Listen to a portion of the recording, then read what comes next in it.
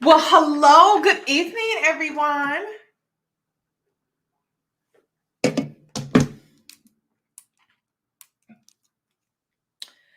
Good evening. Let me wait for everyone to get in here. I see y'all are already in the chat. Wait a minute. Let me fix this. Okay. So tonight,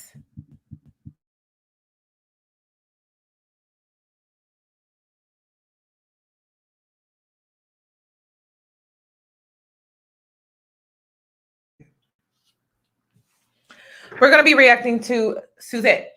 Now, you guys should remember Suzette from Black Ink. Her ex is.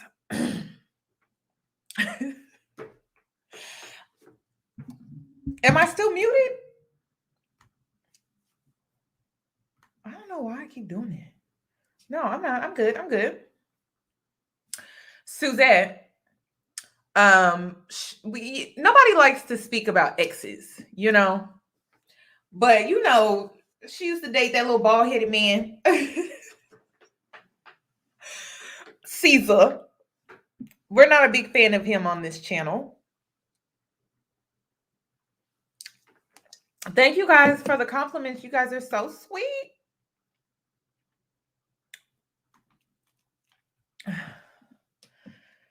Okay. Yeah, we're not a big fan of him. So, I wasn't gonna mention him, but since y'all already did. Is she from Black Ink? Yes, she is. Yeah. I wonder if she's gonna talk about that in this interview. I only watched 20 minutes. And I'm not gonna lie, you guys, I got a little emotional because I can relate to her story. I love this girl. I think she's an amazing woman. She changed her life around. And I just love women that have like such an amazing story where they were the underdog. I just love underdog stories because I'm an underdog, People underestimated me. So I just like seeing other women that are like underdogs or people were waiting for their downfall and things like that rise. I just love to see that. So if you're in for a treat, I hope this inspires you guys in some type of way. So let me go ahead and get into this intro because I'm going to go ahead and get started. This video is going to be long, so.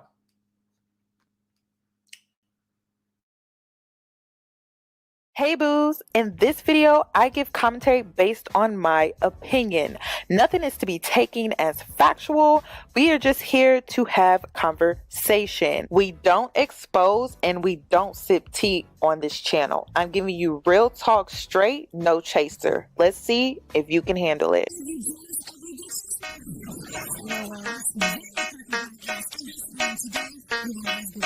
Cause I'm a boss. I haven't done anything for you to be proud of. Of course you have. You are marrying a man who can support you.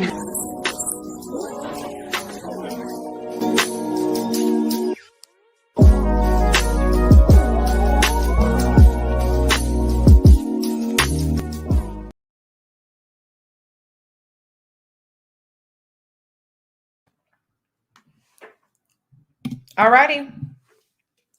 So we're going to get right into the interview, you guys. First and foremost, I have to shout out the Finesser Club only. I think it's called Finesser Club only.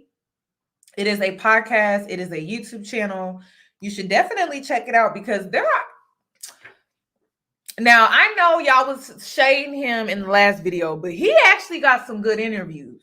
He got some good interviews. Okay, I like who he be interviewing, and I like what he touches on within his interviews as well. So I'm gonna give him a shout out. I think his name is Rich. I'll also leave a link to his YouTube channel. his YouTube channel. And yeah, it's Finessers Club, or no, Finessers Only Club. So I'll make sure to leave a link to his YouTube channel.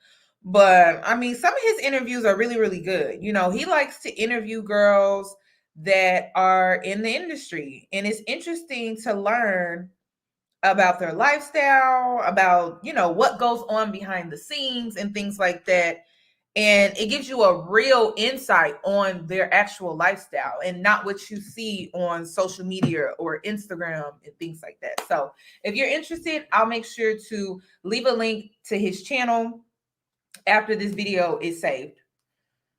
So let's go ahead and get right into this interview.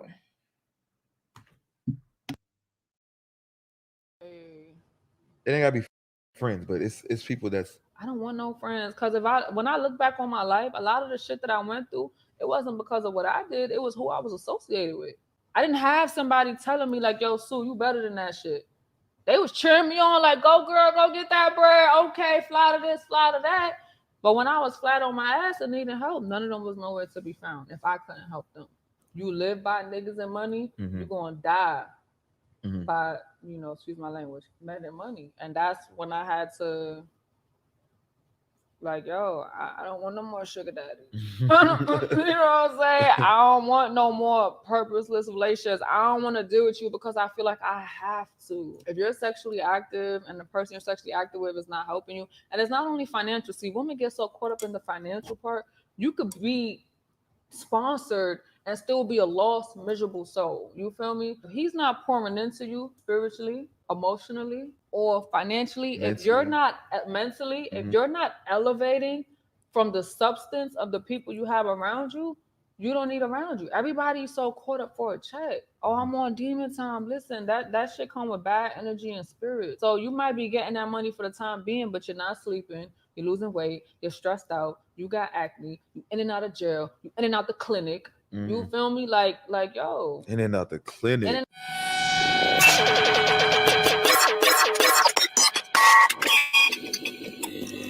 All right, welcome to the Rich and Unemployed Uncut. And before we get started, man, make sure you guys like, subscribe to the channel. I would just like to point out, she said in and out the clinic.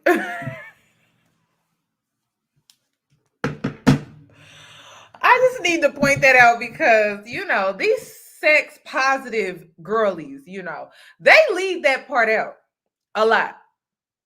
You know, they leave that part out, but I'm glad she mentioned it. She said, you be in and out of the clinic. I be trying to tell y'all the truth is, you know, when you're a woman, scientifically, girl, it's a lot on your body to be that way. It is a lot. It's a lot. It's a lot. It's a lot. So, Themis is in the house. Hello, hello.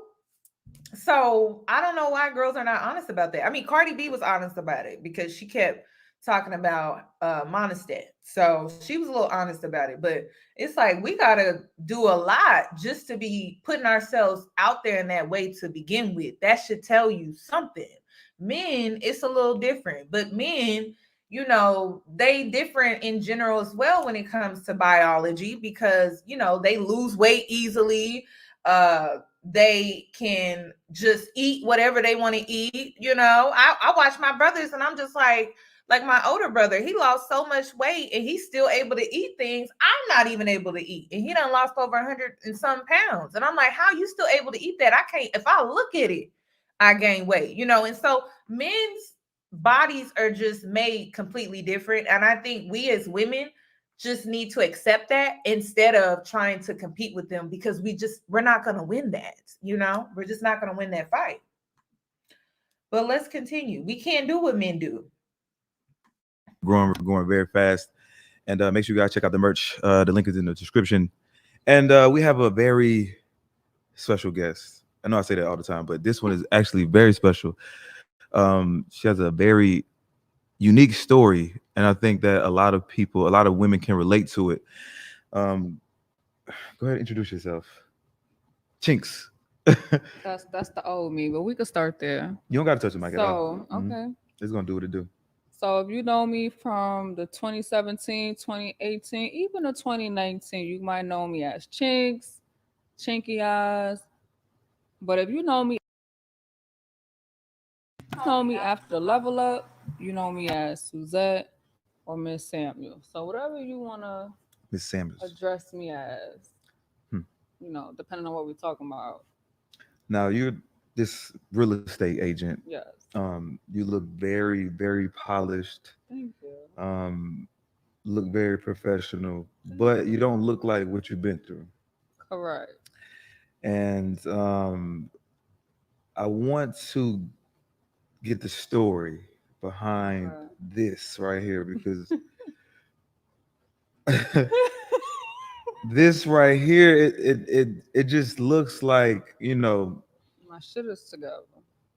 yeah, your shit is together, and it hasn't always been that way. Correct. Shit, it still ain't that way, Oh, from the looks of it, look like you got your shit together, like Can you guys give her a thumbs up for simply getting her life together? Because that's what we're here for, is the level up. We are here for the girls to level up. Thank you, Themis, so much for the super chat. Please check out his channel as well. Very educational content, and he speaks for the men if you're interested in that type of content. But you guys, please give the video a thumbs up because I love a level up woman. I just love it. I just love it. I just love it. And you could tell, she's been through some things, but you could tell that she learned and she grew through the things that she has gone through. So I love that. I'm saying you ain't worried for nothing. Right. But you've been in the industry, OnlyFans, strip clubs. I did it all. Streets, jail, Sugar daddy, booty shots, surgeries, everything. We're gonna get into all that. So Some booty shots. had to mention that. Definitely not because it's important. Where you from? I'm from New York. I'm from the Bronx, New York. Shit happens. Mm-hmm. I moved to Atlanta in 2016. 2016. Yeah. And before you moved to Atlanta, before you were in videos and stuff, like I had them slowed down. My bad. I mean, I was in videos before I moved to Atlanta, but I really moved to Atlanta to be a square. So I was in New York. You know how it is in New York. Rent is expensive, okay? Yeah. And not even just rent. My child care loan was $1,000 a month. 2 kids, single parent. Y'all do the math. You gotta work a 9 to 5. You gotta sell fish dinners. You gotta rob a nigga. You gotta do what you gotta do. When you're from New York, they say if you make it there, you can make it anywhere. And I just got tired of the hustle and bustle. But fighting a case, I did go to college. I did get my degree in psychology. I was a caseworker. And I pretty much moved to Atlanta just to really, be on some square-ish. Like, you know what? I'm going to work my 9 to 5. I'm going to come home with my kids. I'm going to get out the streets, and I'm going to just be a mom. When you say the streets, what were the streets for you? Man, everything. You say you was homeless, right? You lived in a shelter? Yeah. So, I was put in the system at 16. Yeah. I had my first daughter at 19. I was in a shelter. I was in a domestic violence situation. My first apartment was the project. So, I know what it is to be on food stamps, Medicaid, all that good shit. Yeah. But, it gets to a point where you just want more than that. The system is meant to keep us stagnated. We get that free 570, or at least that's what I was getting in food stamps, and not even realizing that's costing my freedom, my financial freedom. So I'm hiding my income. I'm not putting money in the bank, and not putting money in the bank. You're not qualifying for shit. But I'm just focused on the free 570 and food stamps that I'm getting. I'm not educated on the other aspect because that's something they're not teaching us. I didn't realize how much in bondage I was living until I moved to Atlanta. And what? Okay, I just want to stop her right there because we got a lot of judgmental Nancy's, out here. I'm not saying this. I'm not saying they in the chat, but this is why I don't judge women who choose a particular lifestyle, because when you grow up in a home, and even if you just have one parent, you are still privileged to other people that grew up and didn't know their parents at all. And then say you grew up with 2 parents, you are still somewhat privileged compared to a person that grew up with 1 parent. Then we could even take it a step further. You could have grown up in a single parent household, right? But another person could have grown up in a 2-parent household, but they were extremely neglected. So it's like, it's always best that you try to learn a person's story behind their ways, because you may actually look at them completely different. That is the main reason why I'm reacting to this video. It's so easy to look at a person and assume you know their life, but it's different when you unpack how they became who they are, how they got into what they are doing that you feel isn't right, And so I like to look into people. I don't like just making assumptions about people simply because of what they're into, what they're doing, and things like that. So it's interesting that she went to school for psychology and she grew up in a public housing situation at such a young age. And then she got into sugar babying and things like that. It's not surprising. Now, I ain't gonna lie, y'all. The only time I do side-eye girls that are out here doing the sugar babying and things like that is when they grew up privileged and they're choosing this lifestyle. I side-eye the men as well. It's not just the women. I side-eye the men that grew up privileged, but they want to be a thug. Now, y'all know I grew up in the suburban area. I talk about my childhood. It wasn't perfect, but I was never out here in these streets trying to pretend like I'm hood. I knew nothing about that life. My dad did. He told me a lot about it, but I never knew anything about that life. And I never pretended to know anything about that life. But I definitely grew up with people, both male and female, that felt like because that lifestyle was so cool, in order for them to be cool, they had to pretend to know that life. So that is the only time where I'm just like, now, damn well you grew up, And so for me, I don't respect that, but I respect her because she grew up in a very unfortunate situation. And this is her story, and I can respect it. Let's continue. I don't like how people try to glorify the hood, the struggle. I'm not here for that. I'm not at all. You moved to Atlanta to be a square. Yeah. But in New York, you were what, savage? Like, oh, I was a savage. Listen. Explain. I don't want to incriminate myself. I don't want to come up this podcast, with indictments and shit. Yeah. But It's I did what I had to do. It's over. I did what I had to do to survive. Mhm. Like I said, single parent, raising 2 daughters. Baby fathers ain't shit. You was a drug dealer. No, I was not a drug dealer. I might have rolled with the drug dealers, but no, I wasn't selling drugs. But you was moving drugs. No, listen. It was selling drugs. I did what I had to do. Okay. It was selling drugs. I did what I had to do, and at the same time, I had just tapped into the urban industry. I got my body done. I was modeling. I was hosting. I was in magazines. I was in videos. And I really moved to Atlanta on some, I'm going to get a job. Yeah. I have a degree in psychology. I was doing case management in New York. So I actually secured a job. That's what nobody knows. I secured a place of employment to be a social worker prior to even moving to Atlanta. So let me tell you how that happened. I came to Atlanta. First of all, visiting, I went to Blue Flame. The manager seen how when I walked in, heads was turning. I'm 5'10". I'm a tall female. I look how I look. So it's like, you're going to look at me for one or two reasons, right?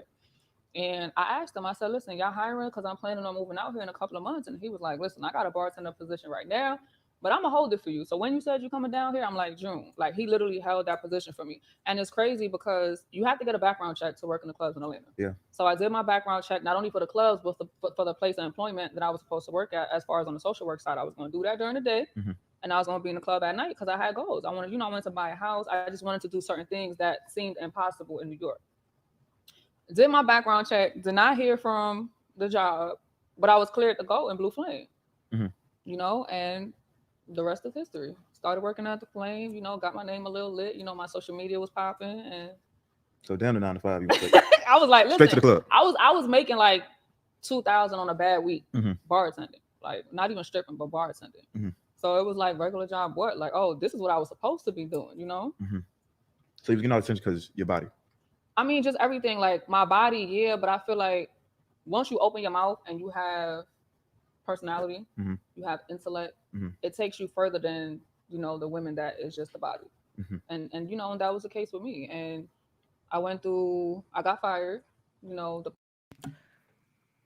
girls that get it. The girls that get it. She did not lie. Listen, you can have a banging body, you can even be popular. But when men find out that you have a personality, you have intellect and things like that, that takes you to a whole new level. That is truly what makes you a baddie. Being ditzy and kind of slow in the head and then bird brain type stuff, that don't make you a baddie. Because you can easily be taken advantage of. But when you have intellect, when you have intellect, that takes you to a whole nother level. And so you are even treated, this is the thing, you are even treated differently compared to other women. You may even deal with a little jealousy because it's like, okay, you have a nice body, but you're also not stupid. And so men tend to treat you a little different because they know that they can't try certain things with you because you're smart. Other women, I'm not going to get into that. I'm not going to get into it, but I've seen girls get done, and when you have a brain, you are treated completely different. And so I know some women, they try to play themselves down a little bit and things like that. But really, men actually have more respect for you when they find out, like, oh, you're not just all body. There's more to you. There's way more to you than that. So part of your level up should be reading more. I'm just saying, no shade. I'm just saying, but reading, researching, getting into that type of stuff can help you a lot. Person I replaced was hating, got me fired. That's a whole nother story. We'd be here all day talking about that. You got fired from Blue Flames. Oh yeah. Mm-hmm. But I bounced around until I made my name at Follies. Mm-hmm. So when I started working at Follies, like I was the talk of the town. Like dudes was coming to the club, like, damn, so you the girl that everybody's talking with that just started working here? Because people couldn't understand why I wasn't on stage. Like, shorty, why you not on stage? Why you not stripping? And in real life, I'm shy. Mm-hmm. So that wasn't me. And even at Follies, I was waitressing until a bartender position became open. And that was my breakthrough. Like I came to Atlanta, I started doing radio interviews, was doing videos, and I really set my name on that mark. Hold up, wait. I know the episode is getting really, really good.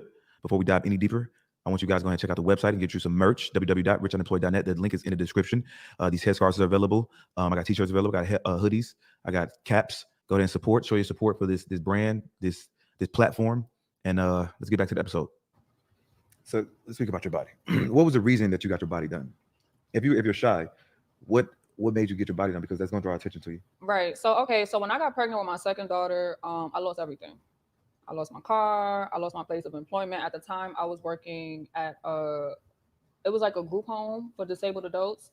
So we was responsible for getting them out the wheelchair, bathing them, making sure they was good. And I didn't find that I was pregnant until I was 4 months. I was on birth control. After my first daughter, I was done. Mm-hmm. Found out I was pregnant, and it was just a matter of, okay, you gonna continue working or you want to carry this healthy baby full term? So I met a dude, which is so weird. He was from Atlanta, but he was living in New York, mm-hmm. going to school. We started dating when I was 6-7 months, moved him in, was paying the bills, and I was just a stay-at-home, high-risk pregnant person. And I had to give up certain things because I couldn't afford it. I had to go on welfare. I lost my hustle. I lost everything. And it was just one of them, damn, do I get an abortion and keep my lifestyle? Because I'm buying 2-3 cars a year.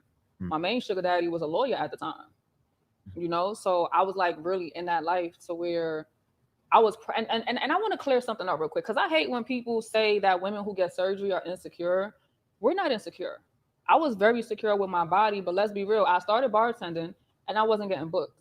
Mm-hmm. So I had to adapt to what was going on in society at the time. The Melissa Fords, the Buffy the Bodies, they mm-hmm. set the tone to where it was okay, if you didn't look like that, you wasn't getting booked. Mm-hmm. So after I had my daughter, Instagram just started popping. This was 2013, 2014. And I was watching all these girls with nice bodies make so much money, but their face was hit. Yeah. So I'm like, damn, with a face like mine, and if I have a little more ass or whatever, I'm killing it. I'm never going to be broke again.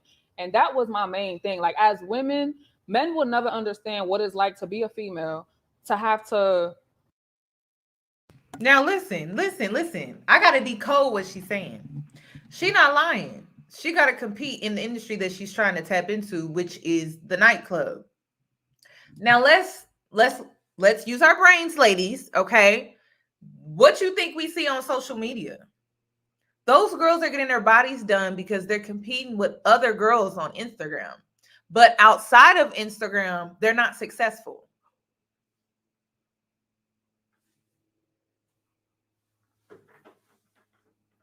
Did you hear what I just said? Let me repeat it. Let me repeat it again so you guys can hear. You're literally getting an aesthetic to compete with other women on Instagram, but outside of Instagram, you're not winning. You know what I'm saying? Do you get what I'm saying? BBL, and I'm talking about the exaggerated. I'm talking about the Buffy the Bodies, the Melissa Force, the BBL on Instagram, successful. Outside of Instagram, not successful. So the average woman getting a BBL, are you going to do Instagram, sis? If you're going to do Instagram, it makes total sense. Just like when it comes to Suzette, right? If she's going to do the nightclub, she's going to do the strip club, it makes sense. But outside of that environment, it does not make sense. This is why you don't copy what you see. You can't be a follower. You have to understand who you are first. And that starts with what you're trying to achieve. Now, if you're trying to be an Instagram model, it actually makes total sense. But if you're out here just getting it done just to get it done, you're not going to be successful, especially when you compare yourself to an Instagram model or a woman that works in a nightclub. This is why you have to use your brain. And this is why a lot of women are having problems, issues. You'll see. Let's continue. It makes sense when you're on Instagram, but it don't make sense. It does not make sense outside of Instagram. It don't make sense outside of a strip club. It don't make sense unless you're a celebrity. If you're an everyday woman, totally different. To put everything on hold to carry children. Mm-hmm. You know what I'm saying? Because it gets to a point where our health is on the line, and that's what I was facing. So I was like, you know what? When I drop this baby, it's on and popping. I really studied Instagram. I started studying like my followers, the times that I'm most active and stuff like that. And when I dropped my baby, I went and got my butt shots, did a couple of rounds, started getting casted for music videos. My first video was Troy Ave. I did a Jadakiss video. Like, you know, like I built my name off my body. I was the same person, the same girl, but because I had a little bit more butt, people was calling me like, hey, we want you to do this, you want you to do that. So for me, it wasn't an insecurity thing. It was like, yo, I'm coming off of welfare. I'm coming off these food stamps. I'm coming off this Medicaid. I got to provide for my babies, especially because my baby fathers wasn't doing it. Mm-hmm. So at that point, it was more like survival of the fittest. I learned how to survive. I learned how to adapt to my surroundings. And that's why I got my body done, because I was a ball player. I was comfortable with my skin. When I first got in the industry, it was all me, all natural. And then I'm like, okay. And we all know New York, if you ain't Spanish. So I was already at a disadvantage because of my complexion, but also because I ain't had no ass and no titties. Mm-hmm. You know what I'm saying? You know, you see my pictures. We're gonna post something. So yeah, so it was just like, you know what? If this is what I got to do, I had a 5-year plan. Yeah. If this is what I got to do to accomplish that, then let's do it. I like that you say adapt. Yeah. You know, like I don't think women go into it with that mindset. Like, you know what? This is what's going on. I'm gonna use this to get here. Right. And it's like you used your new body. You know what I'm saying? You already had a vision for it. Let me get this ass done. We're gonna get this bread. Listen, I had a sugar daddy when I was pregnant. Okay. Not his baby. Not his baby. That's crazy. The dude that I was with, I caught while I was pregnant. I was 7 months pregnant, and this dude came into my life, moved in my crib, held shit down, and pretty much until the age of 2 was a father figure to my daughter. The only reason why we didn't work out, again, he from Atlanta, so he was like, "Yo, I want to go back to Atlanta.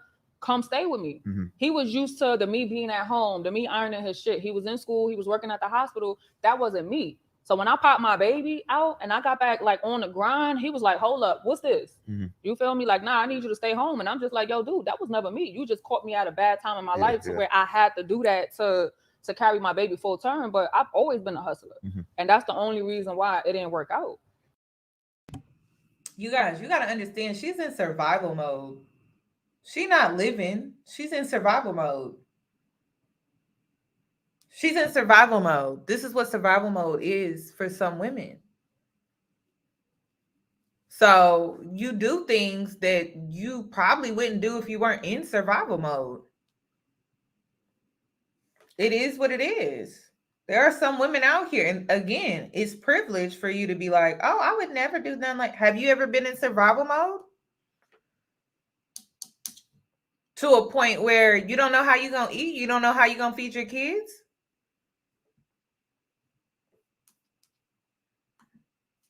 It's something to think about. We're talking, you guys, I think the key point in all of this, She lives in New York. I don't know what it's like to live in New York. I'm from the Midwest. Midwest, you can get a 2-bedroom apartment for about $800.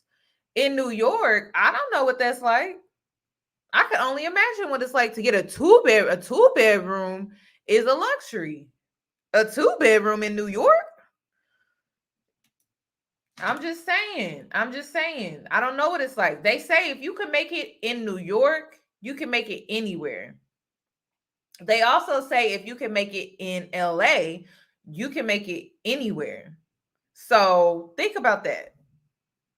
So back in 2014, was butt shots the thing, or was Oh, that 2014 was the era.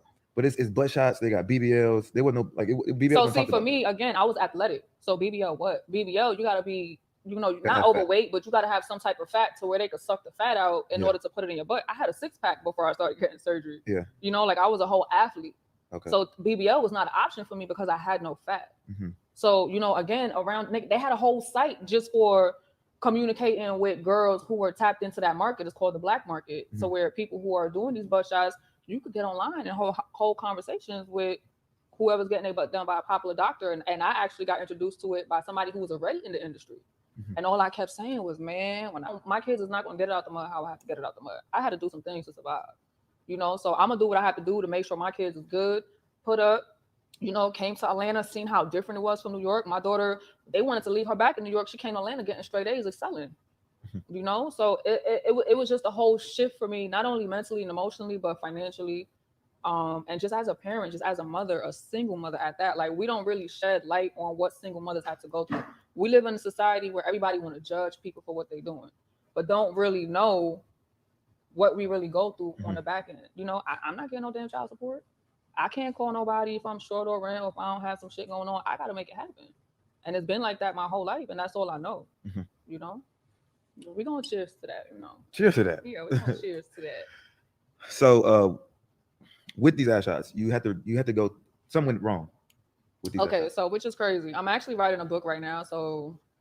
But yeah, 2014, I did about 10 rounds. So, it's a cap on how much they could actually inject in you at one time. I noticed every session I was just getting, I'm not going to say famous, but I was getting more known. Yeah. Like I'm hanging out with rappers. I'm doing videos. I'm in clubs. I'm making so much money cash that I've never touched The more in my life. The more injection you got, the more attention I got. Okay. But it wasn't even that. So with injections, it take a while for it to settle.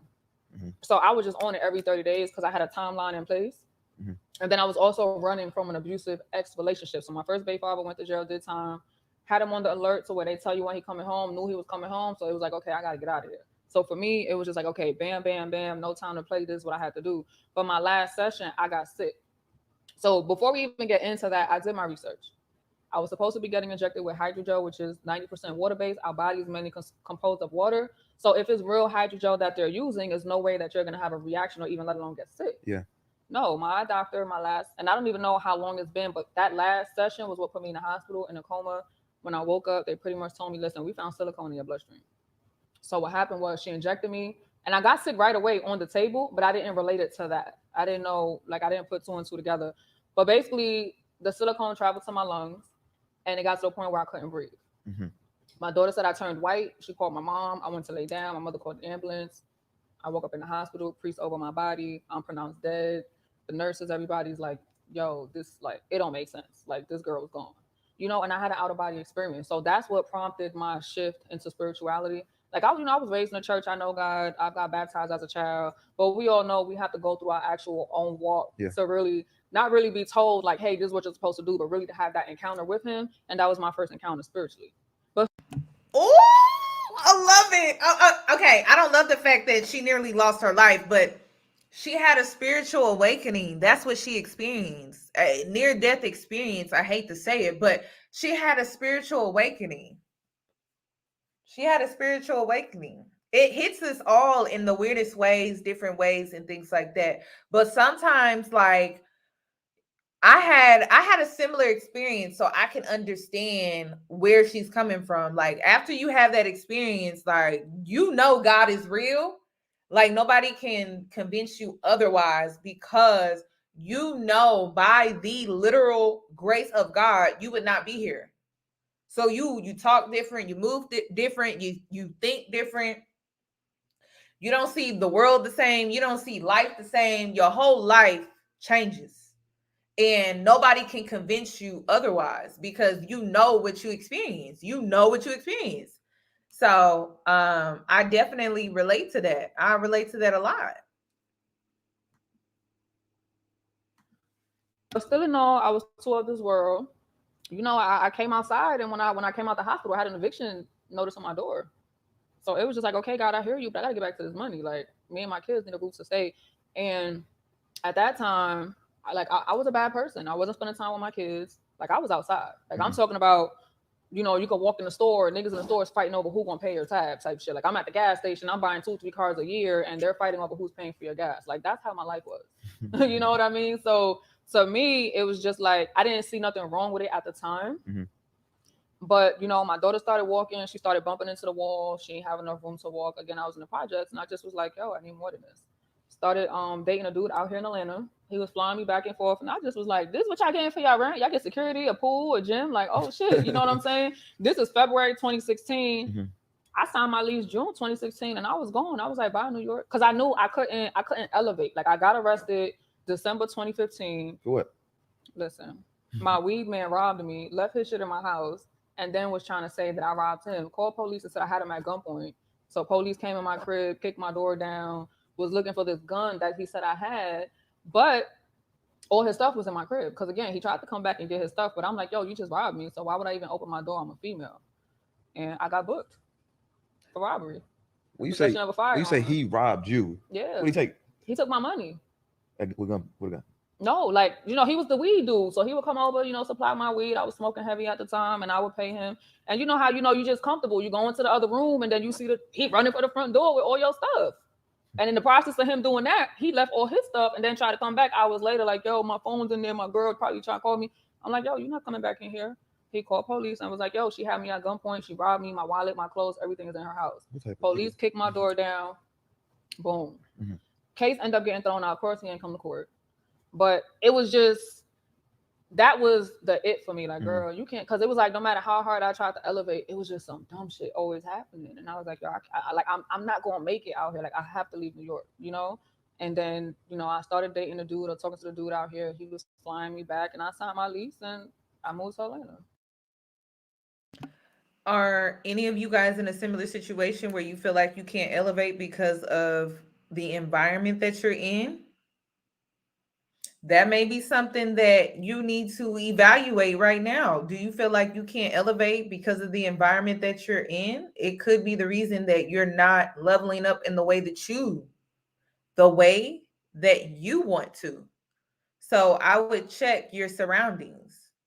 Is that the number one reason that's holding you back from your level up? So being in the industry, how was it for you? Like, what did you go through? Because you was on World Star, you was in countless of videos around rappers, you know, niggas wanting you. You wanna know what's crazy? I ain't really go through nothing in the industry. And that's really that's really because of somebody that I was under, and he didn't want me to be an industry hoe. So he supplied my every need. So I didn't have time, or I didn't have the need, I should say, to get caught up with the rappers or anything like that, because it was just like, listen, this is what I don't want you to be. I don't want you to be this girl. I don't want you to be that girl. Like, I want people to really look at you for who you are. And then, you know, he knew I had it in me to be something else. Like, he was my big break in the industry, you know, and even now to this day, like, I still get prison letters from inmates and stuff like that. Like, I've dropped calendars. I used to sell lingerie. I had a lingerie boutique.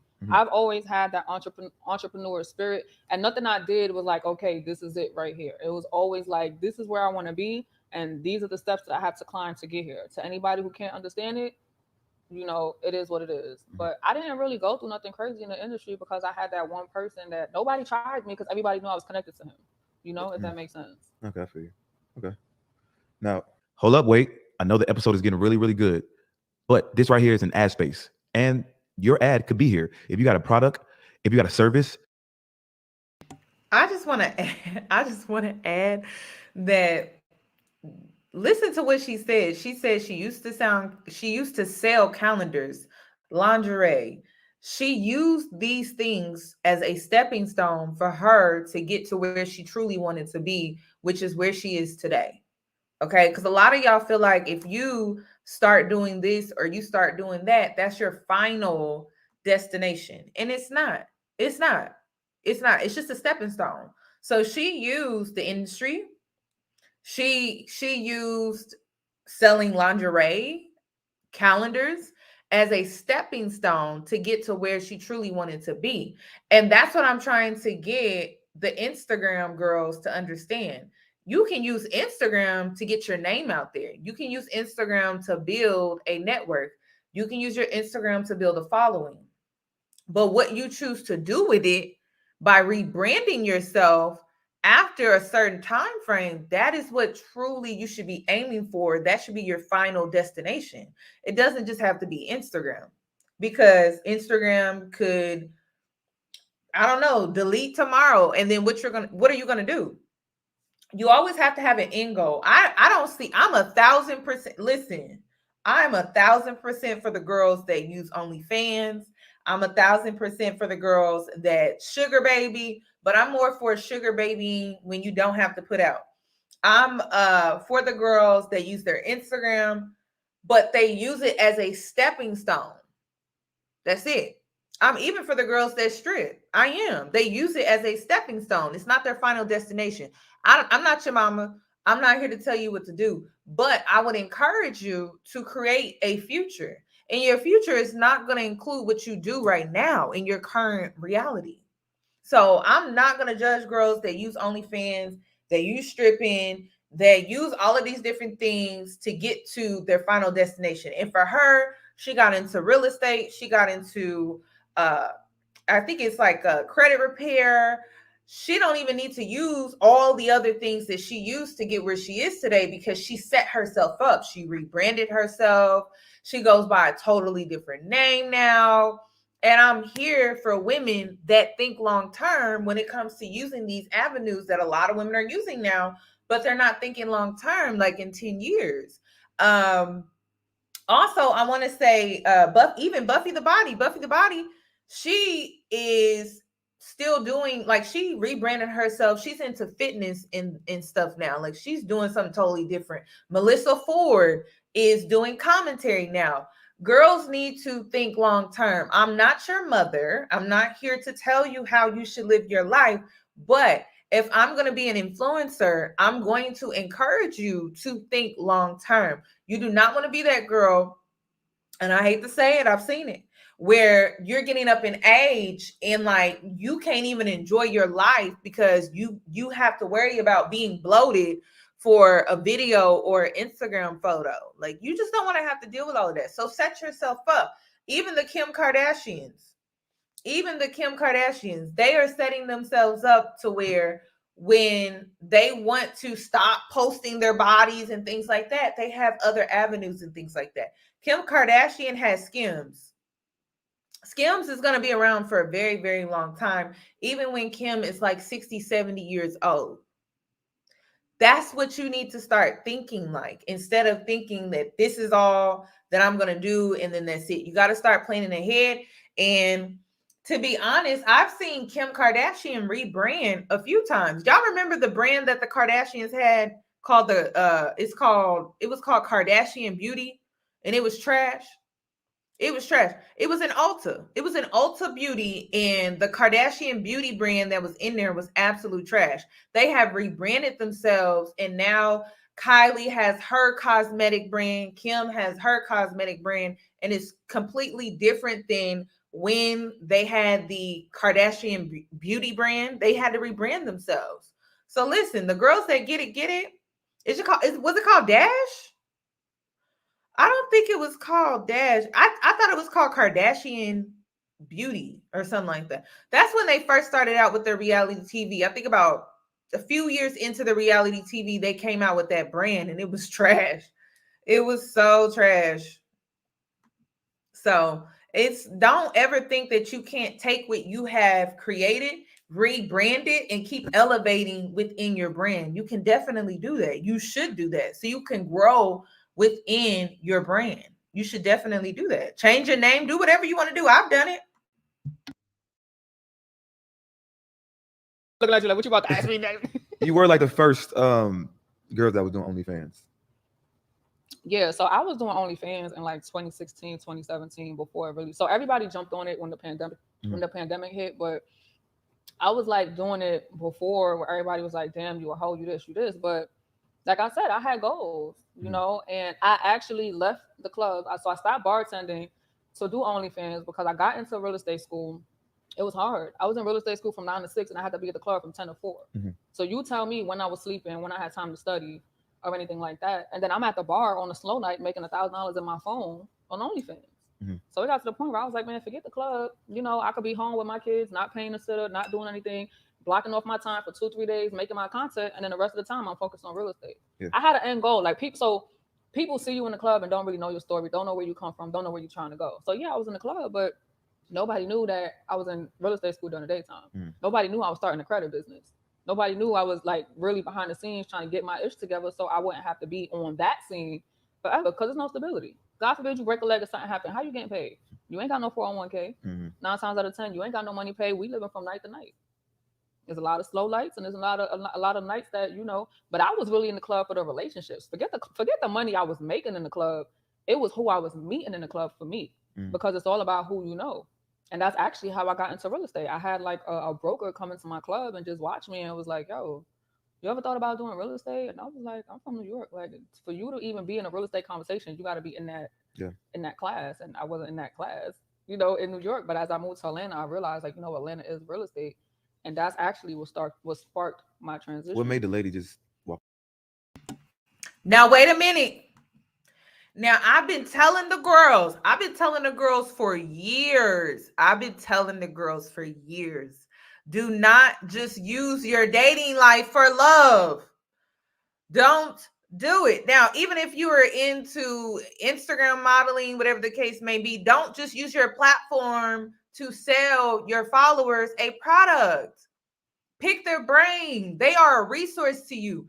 Same thing when it comes to your dating life. Don't just go and get a free meal with a man. Be smart about the men that you go on a date with.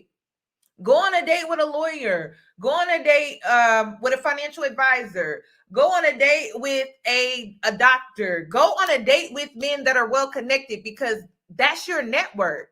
And so when you start to gain all of this information and things like that, that makes you more knowledgeable. That gets you in certain doors. Girls just want to date rappers nowadays. And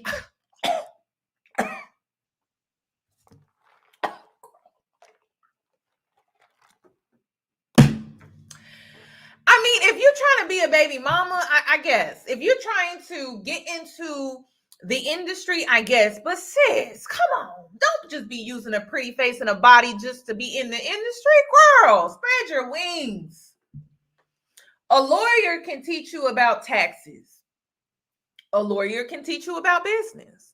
A financial advisor can actually help you with being able to financially plan so that you can quit doing certain things that you really don't even like doing, like stripping and doing all that other stuff that requires more work out of you.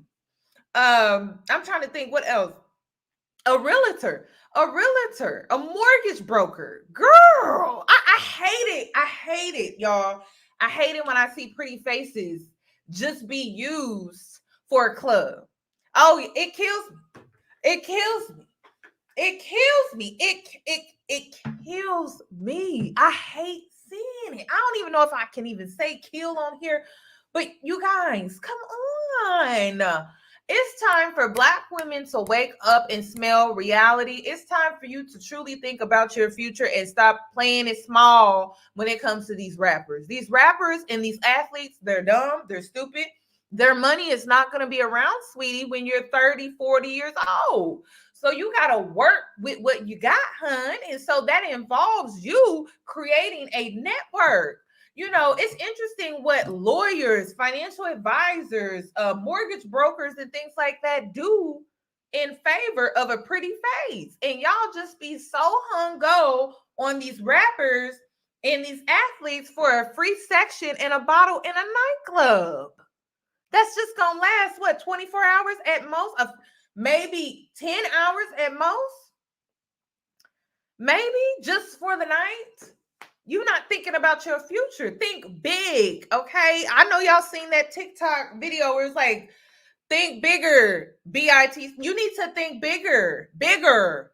You thinking just for now. You thinking for just the night. You thinking for just the week. You thinking for just the month. But you're not thinking 10 years, 12 years, 13 years ahead.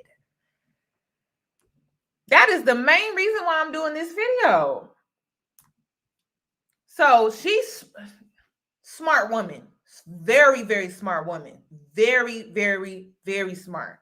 Very smart. And if you're working in a nightclub, you around all of these men, what they do for a living, start asking them questions. They slide in your DMs on Instagram. Ask them what they do for a living. What do they know? What can they teach you? Go to you. God, I don't know. Mhm. So, you know, it was just a regular day in the club. She came in. She was one of them women that had that like powerful presence about her. So it was like, you know how somebody could come in a room and the whole room just freeze and like everybody's just trying to figure out like, damn, who is she? What White does lady? she do? Yeah. Mhm. You know, she sat there, watched me for a little bit. You know, I'm interacting with the people that come to the bar, laughing, you know, whatever, whatever. And she came to me and she just was like, you know, yo, I see something in you. Like, you ever thought about doing real estate? And I was like, real estate, what's that? Like, I know it's houses and stuff like that, but again, I'm from New York, so real estate to what capacity? What are you talking about, lady? Mhm. Like, you holding on my line. I got clients I gotta serve. Like, what's going on? And she's just like, listen, I think you would be dope. Went in one ear, out the other. I was actually on set for a video shoot a couple of weeks after that, and the same lady was there. Hmm. And that's when we like fully got to like really speak, where she was telling me like, listen, I'm a broker. I want you to go to real estate school. I want you to get your license, and I want you to come work for me. Sent me to school to go to and everything, and I pursued it. Like, I went to the school, and it's so crazy because to this day I've never heard from the lady again. So to me, that was like, God, like, yo, this ain't where you belong. Mhm. You know, like, you're so much bigger than this. And I felt that. Again, I'm in a city where I know nobody. I came out here with just me and my kids, a stash, no plan. I'm gonna figure it out. So that was like, okay, this the second time. Like, what's the odds of her being at my video shoot? The same lady that came to like, nah, okay, maybe I really need to look into this real estate stuff. And that's what sparked my interest in real estate. So before real estate, why you doing OnlyFans and working in the club and stuff? Like, what was the goal? You know, like, okay, you had a I goal, didn't have no goal. but you had a goal for OnlyFans. Like, I'm gonna do this for such and such No, time. I didn't have no goal. Okay, you just set it up. So this is how I even got onto OnlyFans. There's a popular girl that, you know, so I have 600 and something thousand followers on Instagram on my personal page. Mhm. So how I got those numbers was shout out for shout out. Mhm. So, you know, it's real clicky. You know, the popular girls team up with the popular girls. Hey, shout me out. I'm gonna shout you out. It was like a whole group of us, Mhm. you know, and that's how I built my page. She was on OnlyFans and she sent me her numbers. Mhm. And she was like, girl, this is where the money at right now. Like, we on Instagram half naked, not making no bread. Cause you know, we posting in lingerie and shit, especially being in the club, you gotta post where you gotta be at. Yeah. You gotta do photo shoots, you know, be a little, Mhm. you know. And she just was like, yo, you can make bread because you know you got fans. Mm. And she showed me her numbers, and I've never seen that much money in my life, legitly. Mhm. Like, not looking over your shoulder, not have to worry about going to jail, not even having a dude touching you. This is all like virtual. Yeah. And she put me under her and she showed me the ropes, and I was like, oh shit. How much money you made on OnlyFans? I made almost 200,000. Yeah. And again, this was 2017 before people really was like if you was on OnlyFans, you was a straight out hoe back then. Yeah. Like, once the pandemic hit 2020, everybody started doing it. But this was back then when it was like shunned upon, like, girl, what you doing? Mhm. But I didn't care. Like I said, I started a whole credit business. Like, I started businesses with that money. I wasn't Chanel bagged out. Mhm. I wasn't name brand out. Like, my kids were good. I was good. You know, I learned about business credit. I got my car in my business name. I started my companies and really just started to build my name outside the club, but behind the scenes. So when I popped out, and when I say popped out, I don't mean popped out in the club. I popped out of the club. Like, I left the club. I had to reintroduce myself. Like, yeah, Mhm. it's Miss Samuel to y'all. It's Suzette to y'all. Like, Chinky dead, she gone. You know, but that took a lot of willpower and sacrifice and just really knowing what I didn't want, because it's enticing. Mhm. You know, and a lot of girls is really not in the clubs for the club per se, but knowing that I could go to the club, and if a dude's spending 2,000 on me in the club and we're not spending no time together, why I can't charge you $5 to take me out or to spend some time with me? You know? So it's a mentality thing. And then it's easy to get caught up, because I was almost caught up. If that lady ain't come to me and speak life into me about, girl, you better be doing some real estate, I'll probably still be in the clubs. I don't know. What do you have to say to the girls that's in the clubs, that's doing OnlyFans, that don't have a game plan? They're just doing it just to do it, you know, just to make money. And it's like, with no type of direction. Hold on, wait before she responds to that. You guys, she's 33 and she has 2 kids. Okay. I just wanted to respond to those comments. Whew. So definitely you gotta have a game plan. And anything you do. Even with your podcast, you gotta have a why. Mm-hmm. If you don't have a why, it's so easy to kind of just get lost and be out there doing whatever. Because even when the pandemic hit, that was a game changer for the clubs. Mm-hmm. Like that year, dancers, bartenders, they was probably making the most money they ever made. But now I speak to some girls that I'm still like cordial with from when I was in the clubs, and they like, girl, this ain't it. Like we ain't making nothing compared to what we was making before. And it's because people like an exit strategy. Yeah. A lot of times we have to do what we have to do to get to where we want to be. And I think that's where they go wrong. Because it's like, okay, and I was caught in that cycle too. Like I said, if I ain't had that lady speak life into me, I'd probably still be in the club because that's all I knew. So your circle is very important. You can't be the smartest. And that was my issue. I was always the smartest person in my circle. You can't be the smartest person in your circle. Befriend those with goals, with vision, with people doing more than you, because they're going to inspire you to do more than what you're doing for yourself.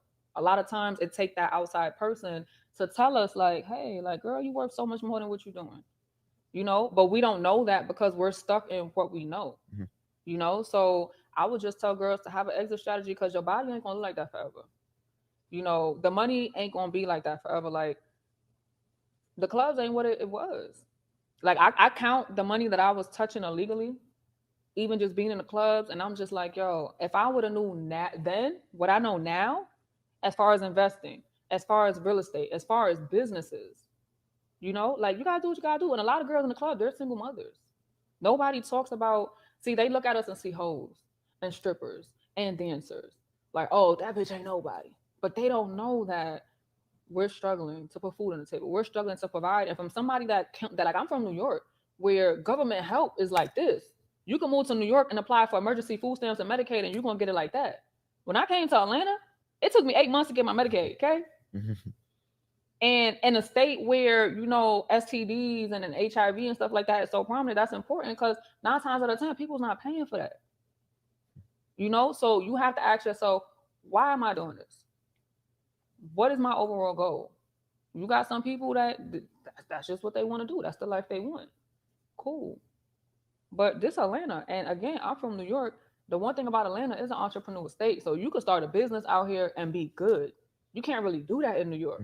You know what I'm saying? Like New York, you got to work on, you got to do so much just to survive. The people is angry and hostile. Like I moved out here, people saying, "How the fuck you want?" Like, like I had to adapt to the culture out here, even the music and everything, but I wanted better. So that's the difference. I wasn't comfortable with what I was making in the club because I knew deep down, like, listen, I deserve better. I'm raising girls. My daughter looked at me. She was getting bad grades in school. She like, Mom, I'm going to just be a bartender. Because she used to watch me throw all my singles on the bed when I came home and count up my money, and we was living good. We didn't want for nothing. I had a whole career in New York where I had benefits. I was on salary, and I left that to come here to be in the clubs. Wait. Your daughter said she's gonna be a bartender? Yeah, because she was watching. She seen how I'm 34. She's 15. So at the time, she was probably like 11, 10, 9ish. Kids watch you. You understand? So she's watching me. She don't know the difference between it's single 10s and 5s. She just like, yo, mommy pulled a pile of money on the bed, and we know they knew I was in the club. It wasn't no secret. But my life has always been a showcase to them. Listen, do things differently than I did. I don't have no help from y'all fathers. You know what I'm saying? So now listen, what video did I just make literally the other day? Do not copy your mother. Your mother was doing the best that she could with what she had. A lot of y'all are being judgmental in the chat box, but she didn't have a mom raising her. She didn't even have a father raising her. So she only know what she know based off of what she taught herself. And that's what I'm trying to get you guys to understand when it comes to your parents. Your parent, your mom, she can only give you what was given to her. And if not that much was given to her, why would you copy her? You shouldn't copy her. So you need to reevaluate that because she's looking at her mom because she probably looks up to her. I mean, a lot of us do. We look up to our mothers, but the reality is you have to evaluate, okay, this is my mother, but at the same time, I probably should not copy her because a lot was not given to her. And so I have to move differently because I know better. I've been talking about this. So it's just something to think about. Don't have kids out of wedlock.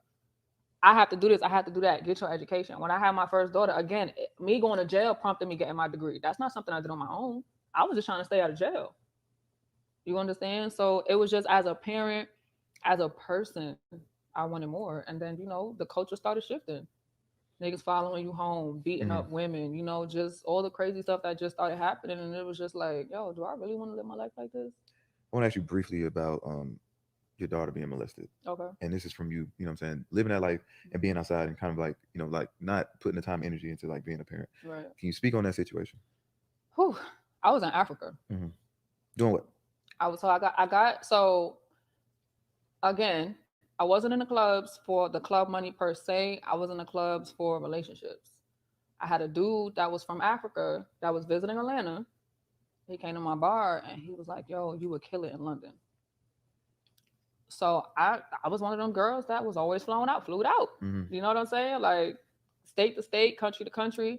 And I got paid $20,000 to go to London to host a boat party. As I'm in London, I connect with a real, like, y'all think Americans be scamming? Nah, them Africans is different. So I connected with an African scammer who paid me another $20,000 to go to Africa. So London to Africa is what Miami is to Atlanta or New York. So I'm like, I extra 2 days, 20 bands. Shit, okay. I've, as a single parent, I've always had a nanny. We need help. And my nanny called me and she was like, I was bathing her and, it was just a little weird. And I talked to her and she told me somebody touched her. Mind you, I'm in Africa. So I'm like, what do you mean somebody touched her? And she's like, listen, I was bathing her and she was just real fidgety when I got down there and somebody touched her. So I had to book a $2,000 flight to come back the next day because the sitter wasn't too sure what was going on. She was just like, listen, it happened in school. I'm going to go to school tomorrow and I'm going to figure it out. So in my head, I already felt like shit because I wasn't there. But it was just like, I need to be with you when you pull up. You know what I'm saying? And it just turned out, it was another student who was maybe like a grade level or two above her. But again, this was another wake-up call, like, girl, you across the country, literally, like, what is Africa, a 15-hour flight or so or whatever? You across the country stressing on how you're going to feed your kids, trying to make money, because nothing I did was for fun. Like, again, this was all I knew at the time on how to survive. Use what I got to get what I need, And I just was like, yo, this ain't it. So it was just things that I just kept going through, that my soul, me as a person, I was uneasy. But again, I'm doing this because I'm a parent, but at the same time, things is happening to my children. And I'm not even, I couldn't even comfort my daughter that night. Like, that made me feel like crap. But at the same time, this is what I'm doing all this for. So that was the pivotal shift in, this ain't it. Girl, you need an exit plan and you need a fast. Because remember, I came to Atlanta to be home with my kids. And I just found that I actually came to Atlanta and got more lit than when I was in New York. Because Atlanta, they embraced the dark skin, the Black girls versus New York. So I came out here and it was just like things was falling in my lap financially. And, when that happened to her, to this day, I still have her in therapy. That's really sad, you guys. I'm sorry that I wasn't able to give you a warning about that because I've actually had a similar experience happen to me at school. So I'm sorry I didn't watch this far. So I didn't know about that. But I also want you guys to pay attention to what she's saying. She's saying that she had all of these signs telling her to walk away from this lifestyle. And it was one thing after the next, one thing after the next, one thing after the next. So what I'm wanting you to do, the reason why I'm highlighting this is, are you having the same signs within your life? And no, it don't have to be anything pertaining to the industry or her lifestyle, what she's into. But it could be your relationship. Maybe you're in a relationship right now. You got all the signs telling you to leave, but you stay. And bad things keep happening, or things that inconvenience you keep happening and things like that. But yet you still stay. Those are wake-up calls. They're warnings. And so you need to take heed to that, because the more you ignore and ignore and ignore and ignore, the worse it's going to get. So it's best that you do something about it. It's best that you actually take heed to the warnings. And I think that's what this is all about. I think that's what she's basically referring to. Everything that she's talking about is leading up to her walking away completely from this lifestyle. So no, you don't have to have the same lifestyle as her, but you could definitely still be getting warnings in a different lifestyle. So it's something that you should check within your own life. And it was eye-opening for me, because even like getting back home, talking to her, going to the school, turning up, come to find out the girl that did that to my daughter, she was being molested. So she wasn't molested by like a school official or anything like that. It was another child. And even the questions she was asking my daughter why she did what she did, it was just like, yo, somebody's doing that to you. And it was a conversation I had to have with her mother, like, yo. With the girl's mother. Like, and it was a girl. And that's what messed me up. And that was, again, a pivotal point even in my parenting skills, because, we always train our daughters to no man is supposed to look at you. No man is supposed to touch you. So she was confused, like, Mom, you say boys, but she's a girl. So I had to really like put her in therapy, to not only for her, but for myself. Cause I had to learn different coping mechanisms, and I had to really learn how to be a parent, but yeah, so, these things happen. And a lot of times, we look at the negative and we don't see the positive and negative. There's always a positive and a negative. We have to take it for what it is. It was a learning experience. And that's really part of the reason why I'm on the path that I'm on now. Cause like I said, I could have still been in the clubs. My name was ringing bells, like everybody knew who I was, what I did, or something about Chinky or Chinky Eyes. Do you ever miss it? I do. Not so much. I'm always in the house now. So it just be like, dang, like, I wonder, it be thoughts, but it don't be like I will go back. I don't even club, like regular, like I don't do none of that no more. Like I'm not in the clubs. I really, like, once I transitioned, I kind of just had to let that go, because even the relationships I was in, not even relationships, situationships, a lot of my trauma came from the clubs. A lot of people that I've met that weren't good for me, came from the clubs. A lot of bad experiences came from the clubs. So it was just something that I kind of just had to do away with altogether and just really morph into the person that I am now. Morph. Yes, I had to morph. We're going to cheers to morph. Morph. Listen, I had a whole guy do a testimonial for me the other day, and he was like, listen, I felt a little shade in his, his testimonial, but he was like, listen, I was following you before the credit. Like, I was following you because you basically was popping it open on the gram. Yeah. But once you started doing credit, like, his credit is up. He got a black card right now. I just got him a proof of funding because I have a funding company. Yeah. So the people that's really followed my journey, was like, she was here. Like, I got, like, matter of fact, one of my closings a few months ago was a girl that was a waitress, and I was the bartender. So I'm giving her drinks for her clientele, and she came to me like, listen, I want to buy a house, and we made it happen. So now, even like being on a spiritual journey that I'm on, I've used my platform for a lot of evil, because I was listening.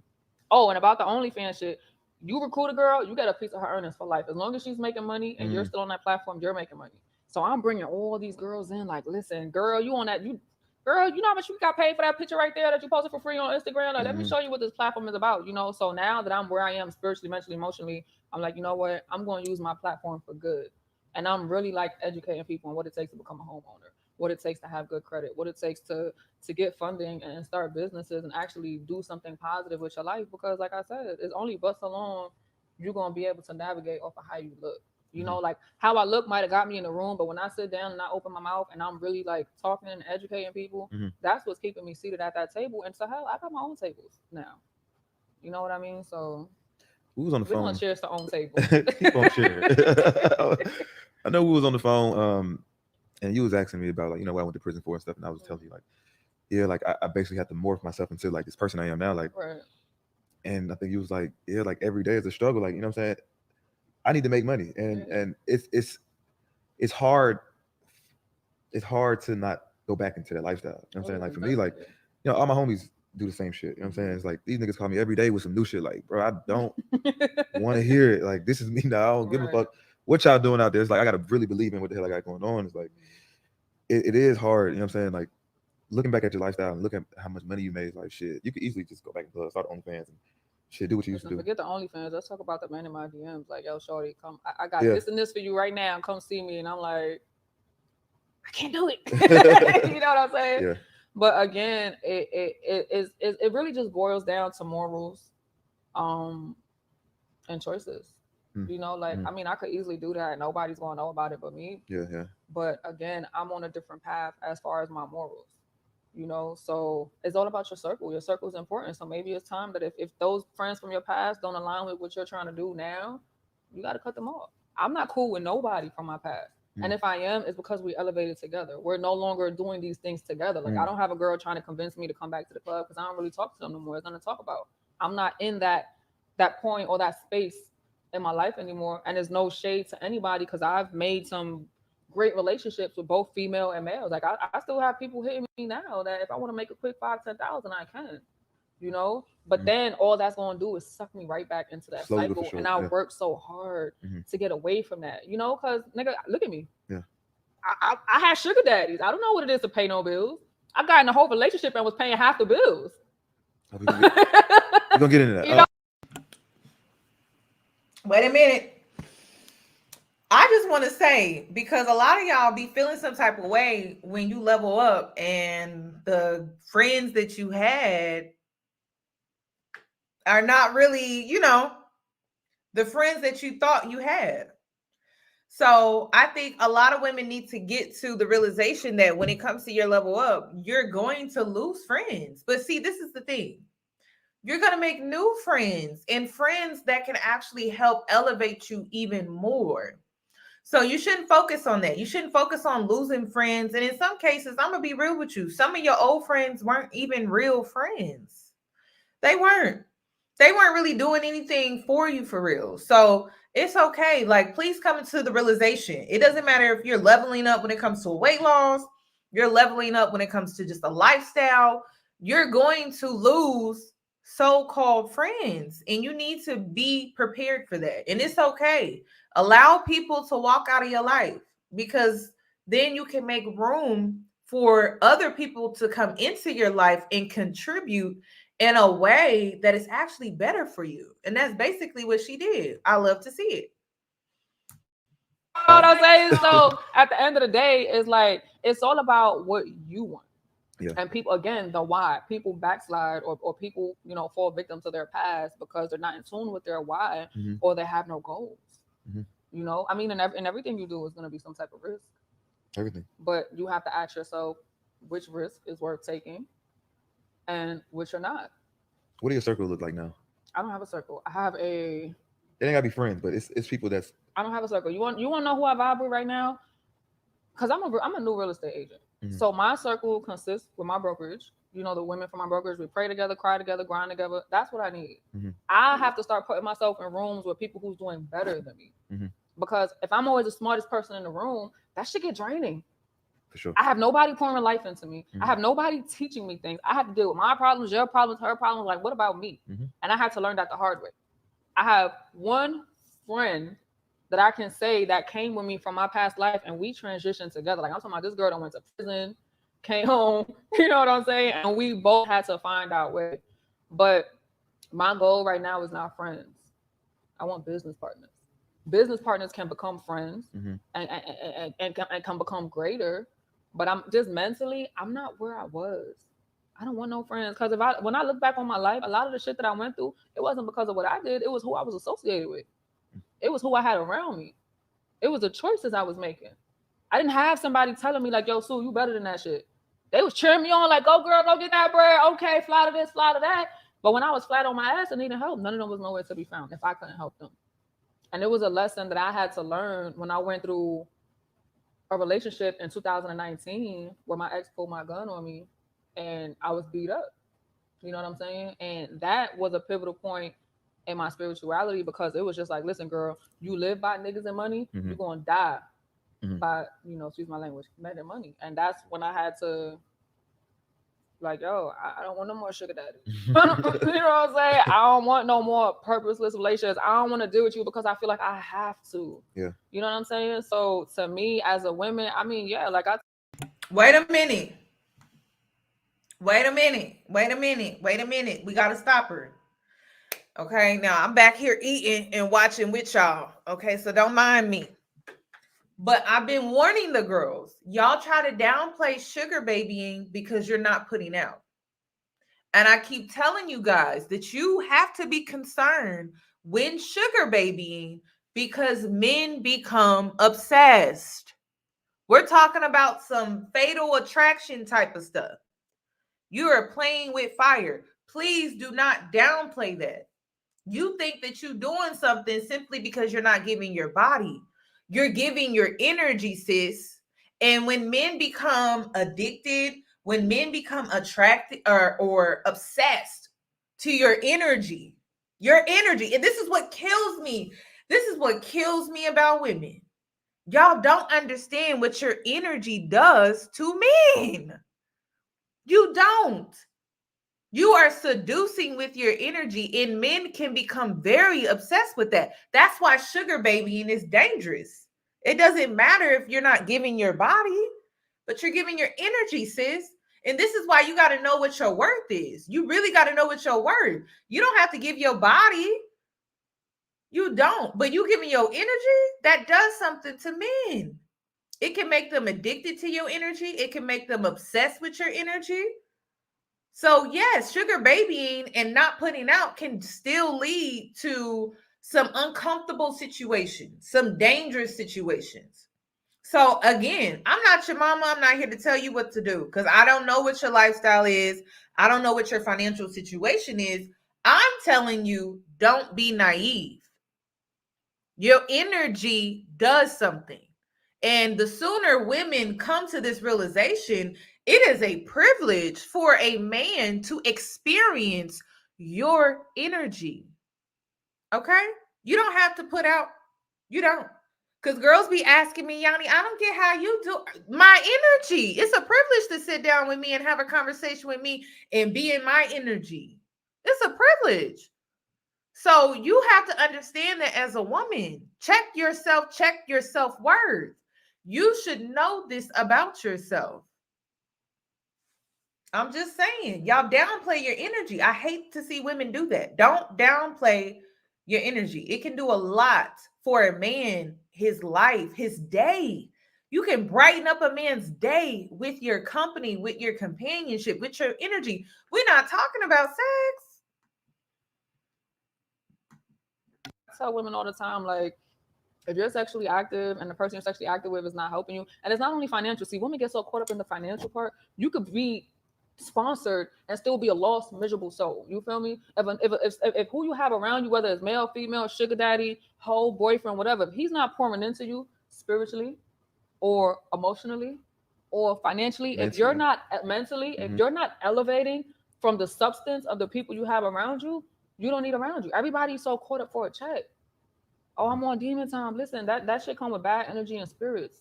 So you might be getting that money for the time being, but you're not sleeping, you're losing weight, you're stressed out, you got acne, you in and out of jail, you in and out the clinic. You feel me? Like yo. In and out the clinic. In and out the clinic. We ain't gonna talk about that though. This new monkeypox shit is crazy. I'm glad I wasn't doing what I had to do in the COVID and monkeypox time because it's wicked out here, okay?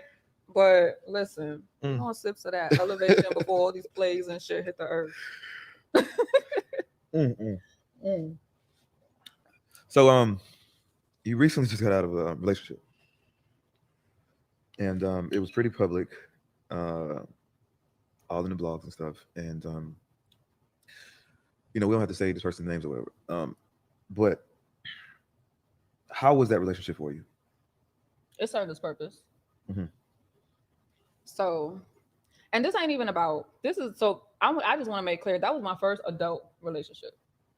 Like I said, I don't know what it is to pay bills or to be in a space where I even give a damn.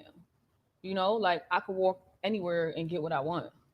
But when I went through that spiritual transition in my life, I was like, okay, you know what?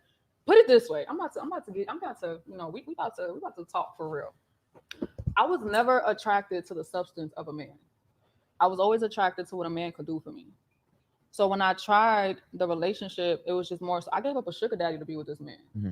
So when people be like, oh, you a gold digger, da da da, I left somebody that I was being 100% taken care of to somebody I was paying half the bills. That don't sound like somebody who was in it for the money or whatever. Like I was genuinely, seeking love, and I've made mistakes along the way. Like, I wasn't perfect. I will say this, and I've learned this not only in relationships, but in friendships and just anybody in my life. If we're not equally yoked, it's not going to work. Mm-hmm. If we can't pray together, it's not going to work. And I've never, ever, up until recently, because I got a new dude in my life, but that's a whole nother conversation. But I've never, ever was in a situation to where I was spiritually connected with the person that I'm with. So a lot of times people look at marriage as to, damn, why my marriage ain't work. Let's talk about marriage real quick. What is marriage to you? Like when you hear the word marry or marriage or husband and wife, what do you think about? Making a commitment before God. Okay.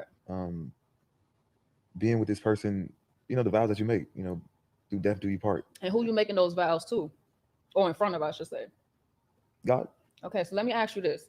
If you're in a relationship that's not God ordained, that means before you even got to that altar, if y'all don't have a relationship with God separately and as a couple, if you're not praying together, if you're not worshiping together, forget the whole church aspect. Yeah, you have to go to church, to be spiritually fed. Like everybody look at what's going on in church. No, do what you have to do to be spiritually fed and to hear the word. But if you're not doing that before getting to the altar, what makes you think that? Let's just say me and you dating. Hey, this girl is preaching. She is preaching. I feel like this is why marriages are failing in the rate that they are, because she is speaking nothing but the truth.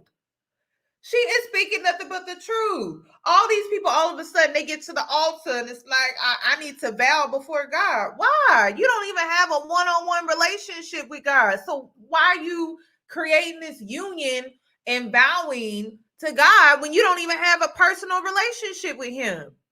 Woo-wee. You see what? I like this girl. I like this woman. I like this. This is Miss Samuels. This is Miss Samuels. You get what I'm saying? This is not the girl from Black Ink. This is Miss Samuels. Y'all need to listen to what she has to say. Oh my gosh. She is not lying. We dating, right? You my dude, right? We don't pray together. God is not even a topic of conversation until we get to the altar.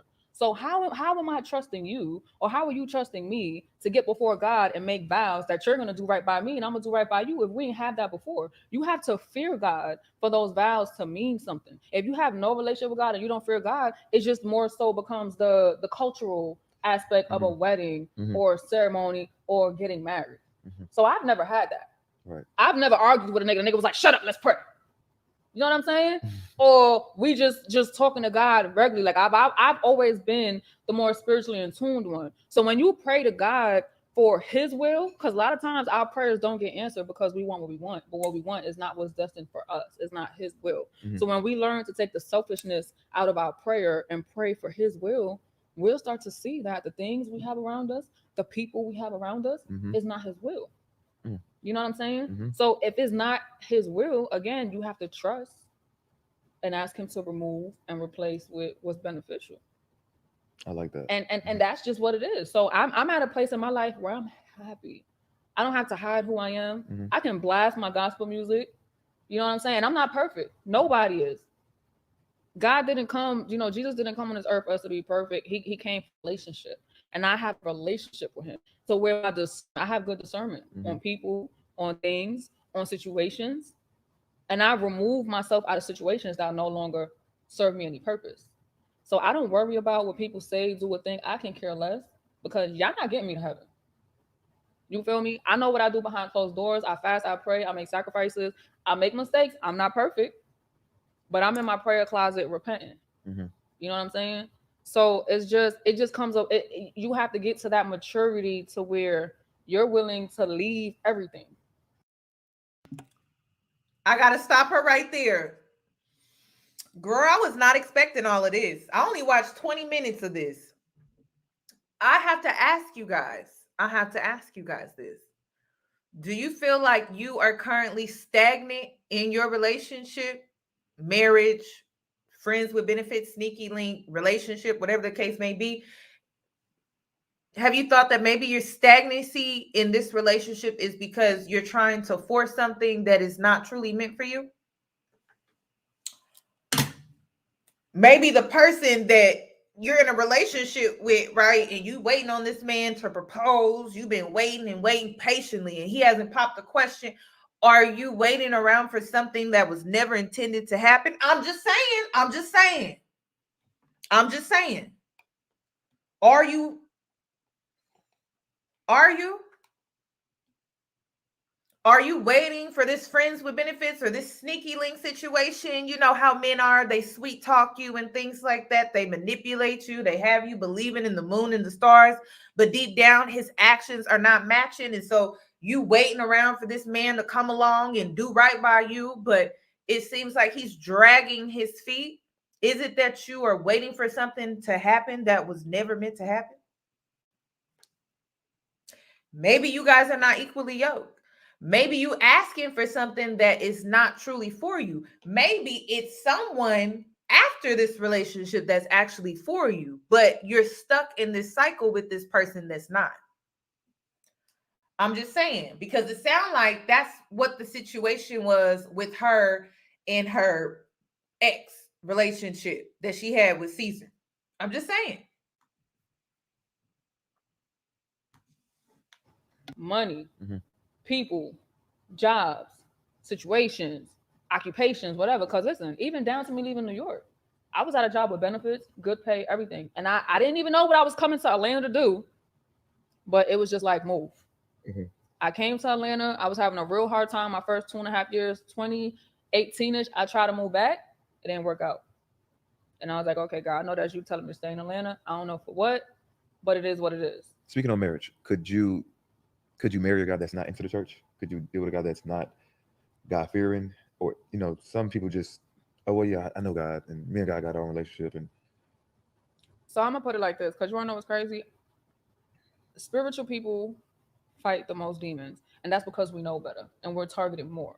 So when you're not spiritual, the devil already has your soul. He don't have to fight for you. But when you, and then we can really talk about this because you're trying to do right. You know what I'm saying? When you're really trying to change your life, that's when you're challenged the most, because he sees your blessings. We don't see it. But a lot of times what we go through changes your character. So I'm not saying I have to be with a spiritual person, but the person I'm with, they have to have a relationship with God. So whether that's you talking to him every day, and I don't do the traditional praying on my knees. Like I pray in the shower. I pray when I'm driving. I talk to God like he the homie. Like if I'm frustrated, and you know what I had to learn, talk less and pray more. Because the people you running your mouth to, your friends, your family, they can't do nothing about your situation. They just gonna talk about you and run your business. But when you really have that faith and you take it to the higher power, you know what I'm saying? Like one of the main conversations I have with God is like, listen, God, I was lit walking in darkness. I ain't give all that up to struggle walking in light. So what you have to do is you have to remind him of his own promises, and that comes from you reading the Bible. I didn't even believe in the Bible prior to 2019. I was one of them kids in Bible study as a kid, always challenging the Sunday school teacher, like, so what you got to say about babies that die? Where God, like, I was so hurt and bitter from what I went through. You understand? But now that I'm an adult and I realize that that's my testimony. That's what's shaping me. I don't even look at my past relationships. I don't have no hatred. I don't have no malice in my heart, because when God wants to get you to a certain level, he's going to use people to get you to that certain level. But at the same time, life is a test. So you're going to fold or you're going to conform. I made the mistake of conforming. And because I conformed, those people, places, and situations are no longer in my life. You understand? When you stay true to who you are and what you want to do, you're going to get them daggers thrown at you to test you. You can't move into your next chapter with dead weight. You can't move into your next chapter without a testimony. No story, no glory. So a lot of people go through things and get stressed. I go through the storm and I welcome the storm, because I know on the other side of that storm, there's a blessing. There's levels to this. You got to climb. You know what I'm saying? You got to walk. before you can run. You got to crawl before you can walk. Mm-hmm.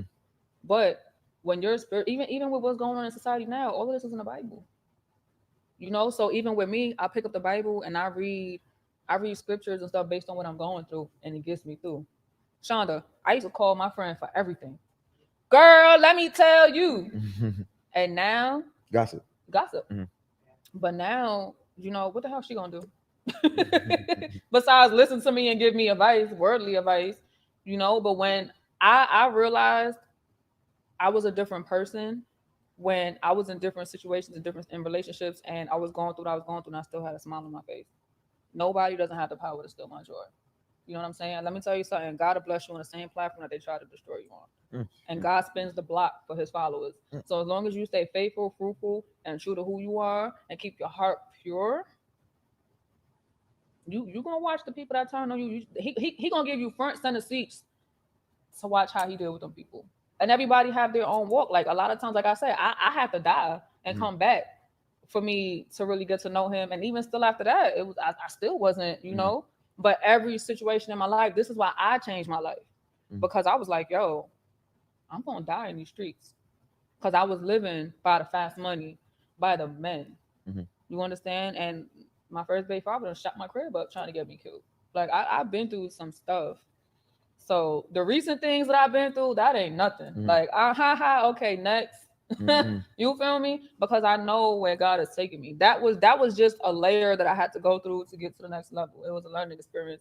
It showed me that I was able to love because I didn't. I gotta respond to this comment. Y'all, first of all, y'all, this is touching my spirit. This is touching my soul. I love conversations like this. I love conversations like this. You guys, like, I want y'all to understand that I don't expect for you to be perfect. I don't expect for you to get it right. I don't. I expect for you to get it wrong. I expect for you to get it wrong. Because that's how you grow. She got it wrong so many times, but hearing her speak right now, it's like, oh my gosh, it's so inspirational. Like I love it. I don't expect for y'all to get it right. I expect for you to get it wrong. And then I expect for you to grow, and I expect for you to learn, and I expect for you to get it wrong again. I expect for you to fall. I expect for you to get it wrong. Right. And then you grow and you grow and you elevate. And then again, I expect you to get it wrong because that's how you grow. Like, that's what the journey is about. So many people make the journey about being perfect and being cookie cutter and not making mistakes, you know, and I tell you guys that I don't believe in the good girl. I don't believe in the good guy because you're going to be a villain in someone's story. It may even be something as simple as you defending yourself against abuse. So this abusive person is not mentioning how they were abusive to you, but you stood up for yourself. And so now this abusive person is going around smearing your name, saying you this, saying you that, but you stood up for yourself. So you ended up being the villain in this abusive person's story. So when I say I don't believe in the good girl, I don't believe in the good guy, it's because sometimes when it comes to you truly being an authentic person and living and standing in your truth, you may have to be the villain in somebody else's story. And that's what I'm seeing. Like, I love this conversation. I love this conversation. I can relate in so many different ways. I have gotten it wrong so many times. So I just love hearing her speak about that, because looking at her today, you can't tell. I wouldn't be able to tell and be like, dang, she went through all of that. Dang. And I'm pretty sure some of the people from her past are probably looking at her like, wow, these are her thoughts. This is how she thinks. This is her intellect. This is the knowledge that she carries. I would have never thought that about her. So you can't care. You cannot care about what others used to know about you, especially when you weren't in a good place. It's all about who you are today. And if you don't like who you are today, you can change who you are today and become a better person. And that's why I love this conversation. I was this cold, heartless New York chick that, nigga, you ain't got no money. I ain't trying to talk to you. You feel me? So now when I meet my husband, I'm at the mental, emotional, and spiritual capacity to where I'm able to fully embrace him because of what I went through. Because if I had not gone through what I went through, a lot of times our blessings are in our face and we mistreat it. You know what I'm saying? And then we go through a whole cycle of turmoil, unnecessary turmoil, because we not willing. It starts with them. We're not willing to change who we are as people. The devil not going to come to earth and roam around in horns and a red cape. He going, you notice betrayal, hurt, all of that come from the people in your circle. Closest people. Listen, if you're not prayed up, I don't even want you around me. You want to know why? Because the enemy going to use you to deal with me. I don't got time for that. I at least want you praying away the demonic shit away from you. Because if you're not, you just going to become another body that's, you know, a vessel. A vessel. Yeah. There you go. I don't got time for that. So what? You ain't got to be all religious hallelujah, because at the same time, those are the people that's really outside, you know, doing shit they ain't supposed to do, using their voice for the wrong things. But you can tell by... You guys, I keep telling you guys, check your circle. Check your circle. I had to learn this the hard way. Check your circle. You need to check your circle. You need to check your circle, because I literally just talked about this on Instagram. If you follow me on Instagram, then you know what I'm talking about. Check your circle, because when you are hanging around people that are not spiritually aligned with you, they instantly become your op. They instantly become your op. And then you looking at a friend that you've known for years, you may have even grown up with her, and you looking at her like, damn, how can she do something to me that is so evil and cruel? How can she do something so evil and so cruel to me? And it's because that's not your friend. She's not your friend. She has failed. She has fallen into temptation. She has become your ops. She has become your ops. And she gave in to temptation, meaning that she allowed, it could be envy, the spirit of envy. That's a demon. The spirit of jealousy. That's a demon.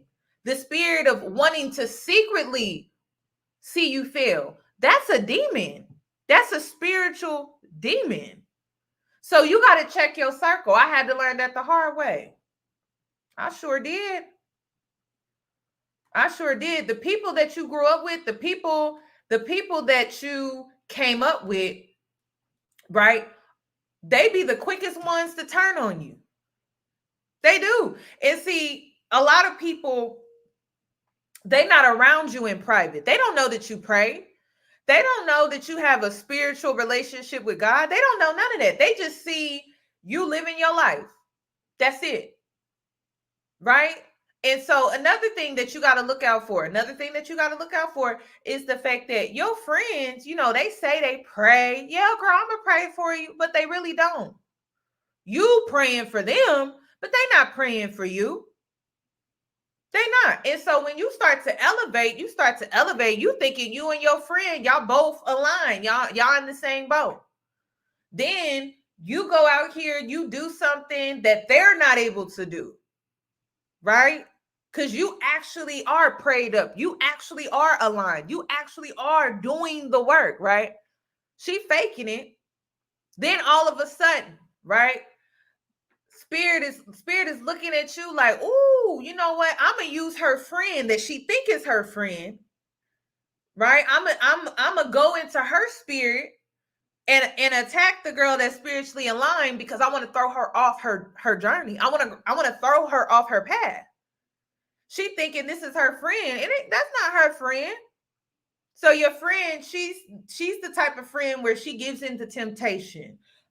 She's very materialistic. She's for the fast money. She's for the fast life. She's for it. She don't see nothing wrong with. She want to stay in it forever because she's for the materialism. She's for the money. And so she see you elevating and elevating and elevating, and the jealousy spirit, the envy spirit taps in, takes over, and now all of a sudden she your ops. You gotta check your friend circle. You gotta check your friend circle. And no, I don't feel like you gotta be religious. You just gotta know God. That's it. That's it. And if you are strictly on this journey, you're strictly on this path, you're trying to level up and better yourself and things like that, please understand the closest to you will become your ops. We've seen this with rappers.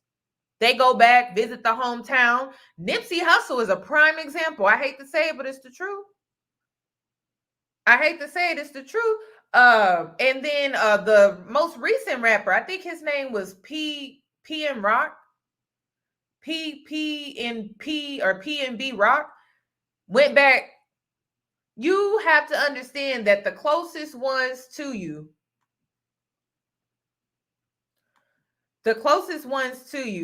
are the ones, it's PNB Rock. The closest ones to you will become your ops.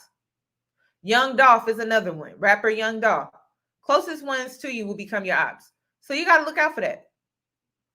And if you don't know what an ops is, if you don't know it's someone that wants to see you fail, someone that wants to knock you off your path, someone that wants to knock you down a peg, someone that feels like you're too confident now, you're too elevated now, you feel like you're doing better than them. It's jealousy, it's envy. And so they have that crab in the bucket mentality where they want to knock you down because they feel, it's all about how they see you. They feel they will never measure up to what you are and what you're trying to do. Yes, you got the ops, the enemy, opposition, opponent, whatever works. But you got to know that. And I literally just posted a video on my YouTube channel about you have to watch out for your childhood friends, because when you're growing up, you're neck and neck. You guys complete freshman year, sophomore year, junior year, senior year, and then when you guys graduate your senior year in college, you guys kind of split and go your separate ways. And so high school, you guys were neck and neck. Middle school, you guys were neck and neck. College is a little bit different. After college, hell, you may start a business. She may go to college and do something totally different. Your life may take off sooner than hers, and all of a sudden she looking at you and evil eyeing you. You got to be careful. A person's heart, how they move, and how they treat people, the path that they're on. Like the dude I'm with now, he's not all spiritual. Hallelujah, amen, praise the Lord. But at the same time, I know that he has or he's building a relationship, and God always places people in your life for a reason. And I pray every day, listen, I don't know why you put him in my life, but sharpen my discernment. If he's one I'm supposed to be with, help strengthen his relationship with you, or use me, because a lot of times we'll be putting people's life to introduce. Yeah. You know what I'm saying? So listen, I'm just here for the ride. I don't want to figure it out. I just take every day as it is. I have fun. I live my life. I don't stress. I'm not miserable. I have no malice in my heart. I'm happy. I'm good. Mm-hmm. You know what I'm saying? So listen. We said gonna cheers to happy, good. Keep your heart pure. You said something earlier about not holding any anger or towards someone. You know what I'm saying? Because that'll block your blessings. Yeah. And like I'm the same exact way, because a lot of people fucked me over while I went to prison. And man, I had to just be like, you know what? This is how I'm gonna not even piss them off, but I'm gonna level up, and I'm gonna make sure like they're gonna regret fucking me over. You know what I'm saying? They're gonna see me every day. You know what I'm saying? I know they see me every day on Instagram or wherever the fuck they see me at. And I know if I was to like, be angry or hold some animosity towards them, like shit probably wouldn't be going good for me. You know what I'm saying? Like this is no power. Right. If you wake up every day angry and I'm on your mind, right, and you're cursing me out and you're so you can't even you can't walk into the next chapter. I'm living in your head rent free. Yeah, rent free. You can't walk into the next chapter of your life, and that's what the enemy does. How are you supposed to walk into your blessings like that? Yeah, you can't do that. Wishing bad on somebody else. Yeah, you listen, and I tell people, listen, life is full of trials and turmoils, but you got to keep your heart pure. So even with you making that comment, I'm gonna tell you this: change your mindset a little bit. Forget them. This ain't even about them. Yeah. This is about you coming home from prison and showing people that, listen, you could do the time and still come out, because that's what the system is. You know, they throw that label on you. Oh, you're a felon, or you have a misdemeanor, and now you can't work for the white man and your life is over. No, my life is just beginning. Facts. Okay, I'm going to work for myself. I'm going to make my money, and I'm going to show people, other people, that you can still go to prison and come home and be somebody. This ain't the 1980s. Even with me doing real estate, people be like, oh, I don't got tax returns, I can't buy a house. I be like, girl, you know you can get a fucking house with bank statements. You don't need tax returns. Society is gearing towards entrepreneurship. You could get funding with bank statements. You could buy a car with bank statements. You could get loans with bank statements. You could buy a house with bank statements. When you start to really like put it on yourself, like I said, we could want something, and that's not what his will is for our life. You have a platform. You're giving people the opportunity to tell their story, but it took you going to prison to dig deep to that talent. Right. You feel me? So we as people have to understand that, listen, just because I went through this does not mean I'm not worthy of experiencing this. And God is a God of, he shows his power in our weakness. When we're too arrogant and on our high horse and think, oh, we don't need him and we're good and I'm doing this, that's when it comes crashing down. You guys, y'all gotta be, see, this is why people don't go to church, okay? Y'all gotta stop being so damn judgmental. He went to prison. She was out here, quote unquote, robbing people and doing what she had to do. Y'all gotta stop being biased. Yes, he's a male. Yes, he went to prison. And I'm not taking up for what he may have done because I have no idea what he did. But he's clearly trying to change his life around. Y'all gotta allow people to change. Y'all gotta give people room to change. I give y'all room to change. I give women that are out here being 2 and 3 time baby mamas, I don't judge them. I don't know what they've gone through. Y'all got to give people room to change. I didn't say give people room to play in your face. There's a difference. There is a difference. But y'all got to leave room for people to change. We don't come here perfect. And a lot of us were given the shortest end of the stick because some things were just not given to us. Some things were not taught to us.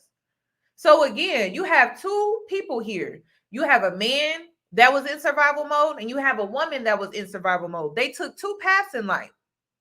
And now they're here giving us this commentary, this interview. People don't like, I don't know. It's like we live in a world where people expect for you to just come, I don't know, perfect. And it's not realistic. It's not. You gotta allow yourself. And I think when people do that, they don't allow themselves to F up.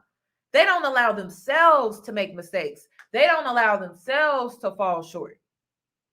You got to allow yourself to do that. If not, you're going to be insecure. You're not going to know your self-worth. You're going to envy other people. You're going to be jealous of other people. You're going to have negative self-talk. And you're going to become your own ops. And you should always be your number one fan. You should be on your team because you already got the world and everybody else in and against you. So understand that when it comes to your life, give yourself room to grow. You're not going to get it right. You're not. And don't shelter yourself thinking you doing yourself a favor or you feel like you better than such and such. Oh, I'm the good girl, but you're the good girl with no experience. You're the good girl and you're naive. You're the good girl, but you're gullible. You need balance in this world. You need to understand that you need light, but you also need darkness. And this is why you need to face yourself. You got to face the good and the bad within yourself and find balance and find love. That is where it really starts. That is where it really starts. But y'all can't keep judging others and then being afraid of your own shadow. It doesn't make sense. You can't keep judging others, but you afraid to face yourself. It doesn't make sense. It doesn't. And I know for me, that's when I came crashing down. You know what I'm saying? But it took you going to prison to really tap into, you know what, I'm going to start a podcast. And now you giving people the platform to tell their story and to educate other people. But you would have never had this platform had you not been in prison. Nope. You know what I'm saying? So we ain't even doing this for the haters. We doing this so you can walk into your will and your purpose for his life. Because that's when the heavens is going to open up for you. Because now we want what he wants. We don't know what he wants for us. He might want me to be a billionaire next week, but I'm thinking millionaire. So now it is that gap, that threshold. You feel me? We gotta just leave it in his hands and just wake up and do what we're destined to do. You building a platform to people to tell their story. This ain't even about the haters, because listen, the haters might have to come sit on your couch and tell their story one day. You know what I'm saying? The haters might call you like, "Hey, you hiring?" You feel me? I got a job for you. Yeah, like you people have to really change their mindset and their heart. Because I used to do it for the haters too, and I realized I wasn't doing shit. Yeah. It wasn't until I wanted to do it for me, for my kids, for the will, for my spiritual well-being, that things started shifting. Because I would have still been in the clubs. I walked away from money. Like, I had people hitting me the week after I left, like, "Yo, so and so came looking for you. So and so came looking for you. So and so came looking for you. You think I ain't battle going back in there?" But it was just like, that's not my purpose. Like, my purpose is not being in the club. And there's no shade to anybody that is, but we have to use what we have or our knowledge, even our experiences or whatever. Use it to get to the next level.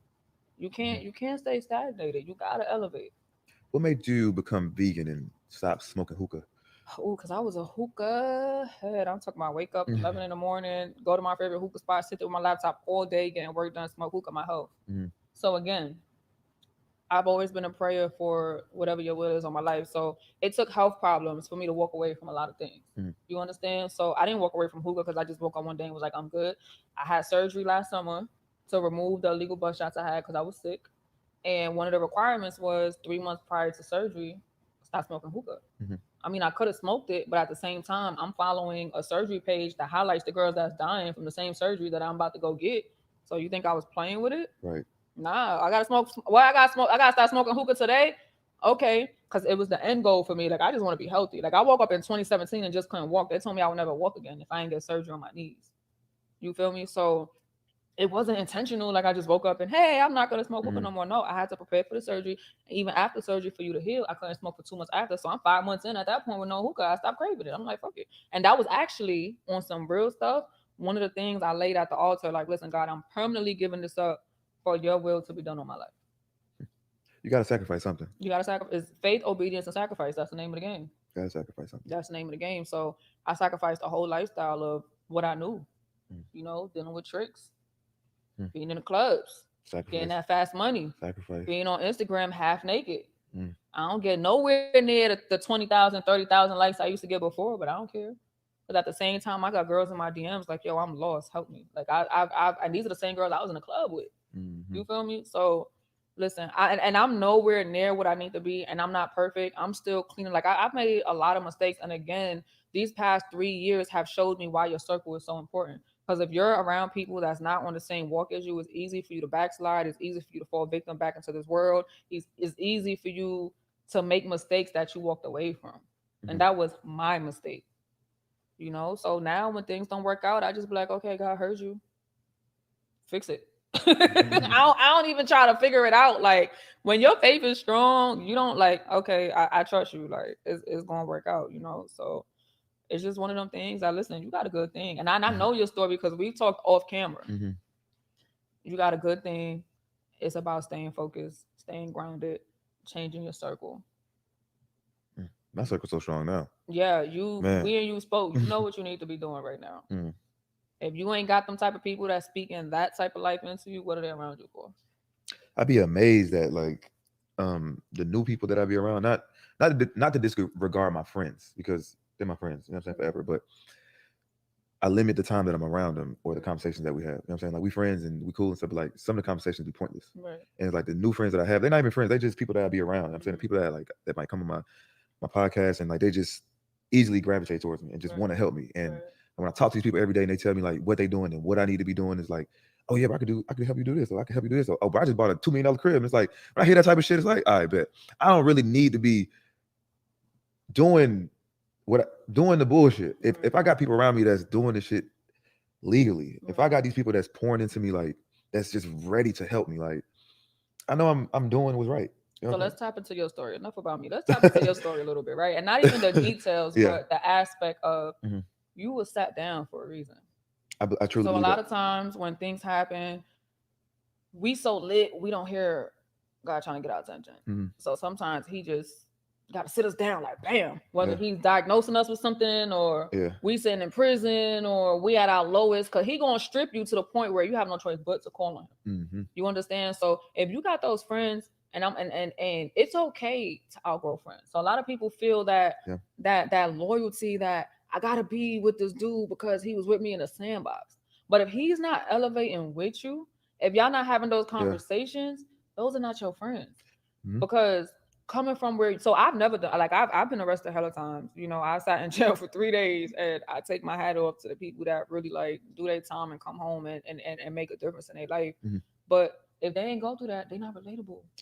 That's right. They're not relatable. And a lot of times we can't go into the next chapter of our life because we too busy worrying about those friends, opposed to worrying about the people, the new people you said, and it ain't even about a length of time. You got, so the thing is, you got people that God to throw in your life just for a reason, season, or lifetime. Like I couldn't understand how I was able to bag a nigga at 7 months pregnant, lost everything, and he pretty much took care of me and my kids until my daughter was 2 years old. And when it was time for me to finally branch out and do my own thing, it just didn't work. He was a season, but at that time, he was what I needed, and God used him to elevate me. You understand? So a lot of times we want to have loyalty to people that serve us no good, and that's why we're not in our next chapter. You got to be focused on yourself. You did that time by yourself. You sat in them walls by yourself. You know what I'm saying? You got to figure this shit out by yourself. So if they're not helping you elevate to the next level, and this don't even have nothing to do with financial, but encouragement. Yo, my dude, you got this. Or yo, I was in Buckhead and I ran across this photographer dude, and I know you doing a podcast, so I gave him your number. You feel me? Like if they're not helping you get to the next level, and I'm not even saying to cut them loose, like never talk to again, but some people you're just not meant to be around. You got secluded for a reason. You know what I'm saying? Right. So pay attention to the new relationships you have in your life. The people that's doing, we can't always be the smartest people in the room. And that's what I'm used to. I'm always the smartest person in the room. Like I'm always teaching, pouring to the point where I get drained because no one is pouring into me. And because I'm so accustomed to the needy relationships, because you got some people that are ego driven. So because they have ego issues or insecurities, they don't know how to gravitate to people that's doing better than them. That's when jealousy, envy, them type of emotions come in place. I love being around people that's doing better than me. I don't want to be around nobody doing less than me. Like, I can't learn from you. And it's nothing personal, but I'm at a point in my life where I need to grow. If you're not helping me grow, I don't want you around me. I don't care who, what, where, when, how, whatever. I don't care how much time we had in the past. Nigga, you sat down for some years. You understand? So if a person is not trying to help you elevate above that, what are you holding on to? A title? The past? Right. Oh, this is my friend. Okay, well, what is your friend? Like, what? I don't even want to be around no friends. Those are the most draining. They are. Put me in a room with entrepreneurs, with boss people. I'll take being the less educated in the room. I'll take being the less experienced, the person with the less money, whatever. I want to be around people that's doing better than me. I don't want to. I'm tired of always pouring into people. You can't keep pouring into people when you don't have nothing to pour for yourself. It's not going to work. Let me say this. It took me to go to prison to realize, like, I didn't know shit. Me being around. No shit. Let's cheers to that. Yo, listen, I didn't being around, like we all convicts and shit like that, but me being around different type of people from all different walks of life, like trading fucking stocks and real estate, and I had all these different, and I was hanging around with all type of people, white people, older people, 60-year-olds. And I was like, damn, like what the fuck I've been doing in life for real? I don't know shit. I don't know nothing about nothing but fucking scamming and jugging and running up. You know what I'm saying? Like I didn't know much at all. And I was like, when I get out of prison, I'm gonna fucking meet some people. I'm gonna be around these type of people. Like, and some people that I met in prison, I still talk to this day. Smart people. Listen. Not motherfuckers that's just dragging me down and like, oh bro, what's the new Nah, I know some people that's like on their shit for real. They just got caught up in some bullshit. And it's like now it's like, okay, now that I go to these conferences and now it's like I got a name, I got a face, I got a platform. It's like people recognize me and they just want to, you know what I'm saying, hang or be friends or whatever the case may be. But it took me to go through that though, for real. Yeah.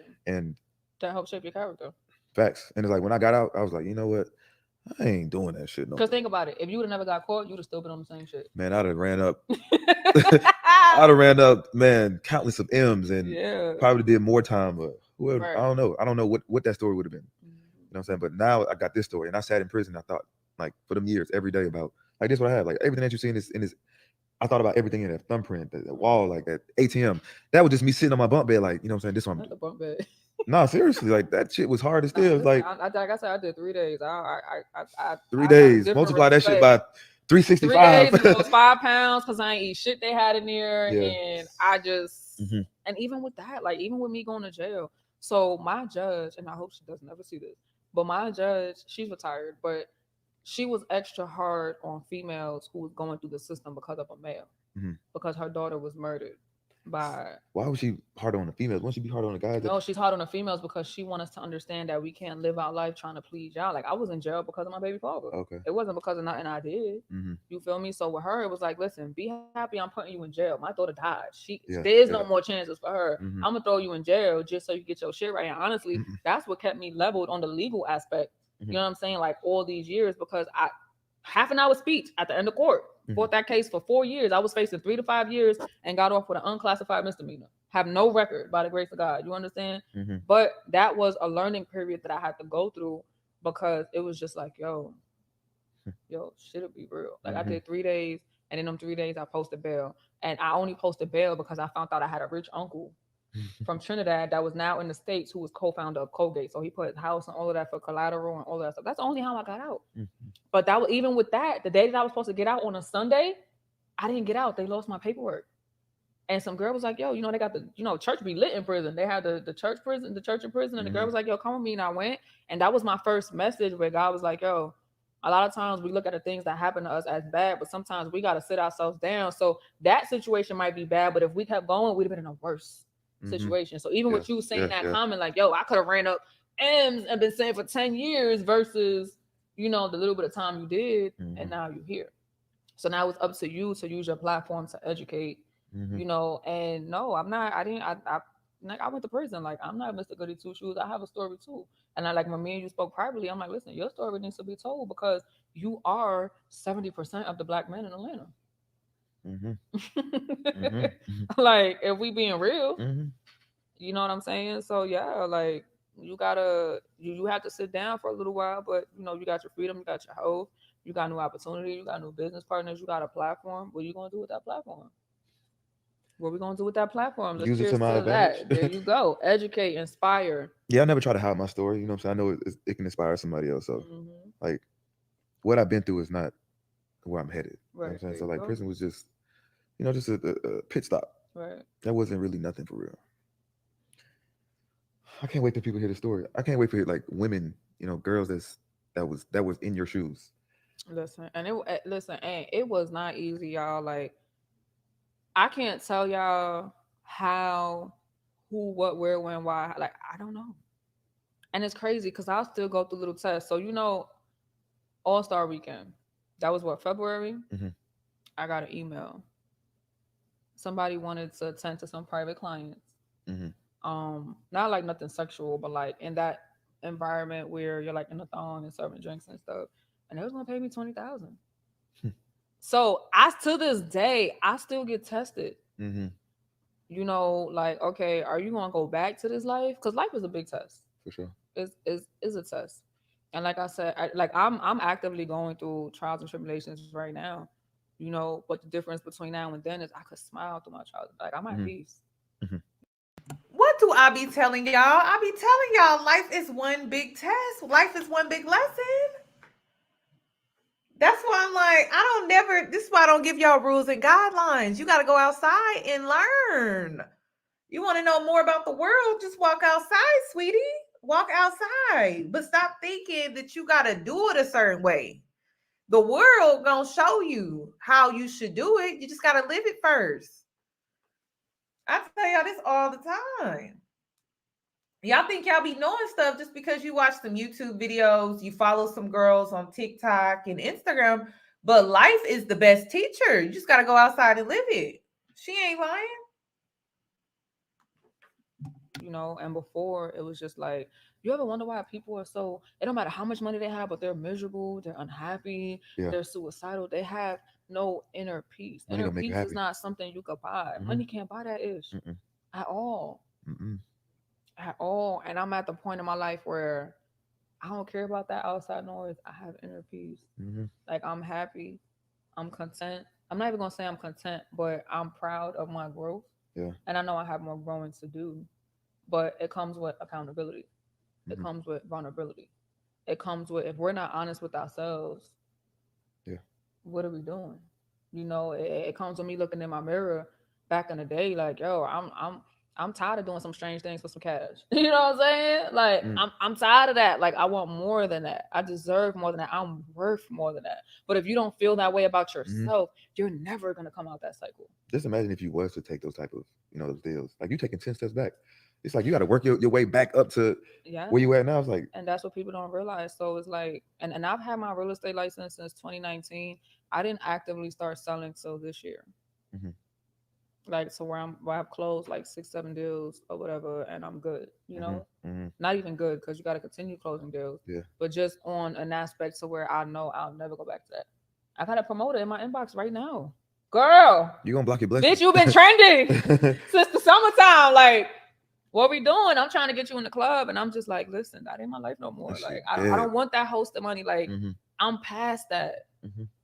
I want to do speaking events. I want to speak to girls in these shelters and these group homes and in the prisons.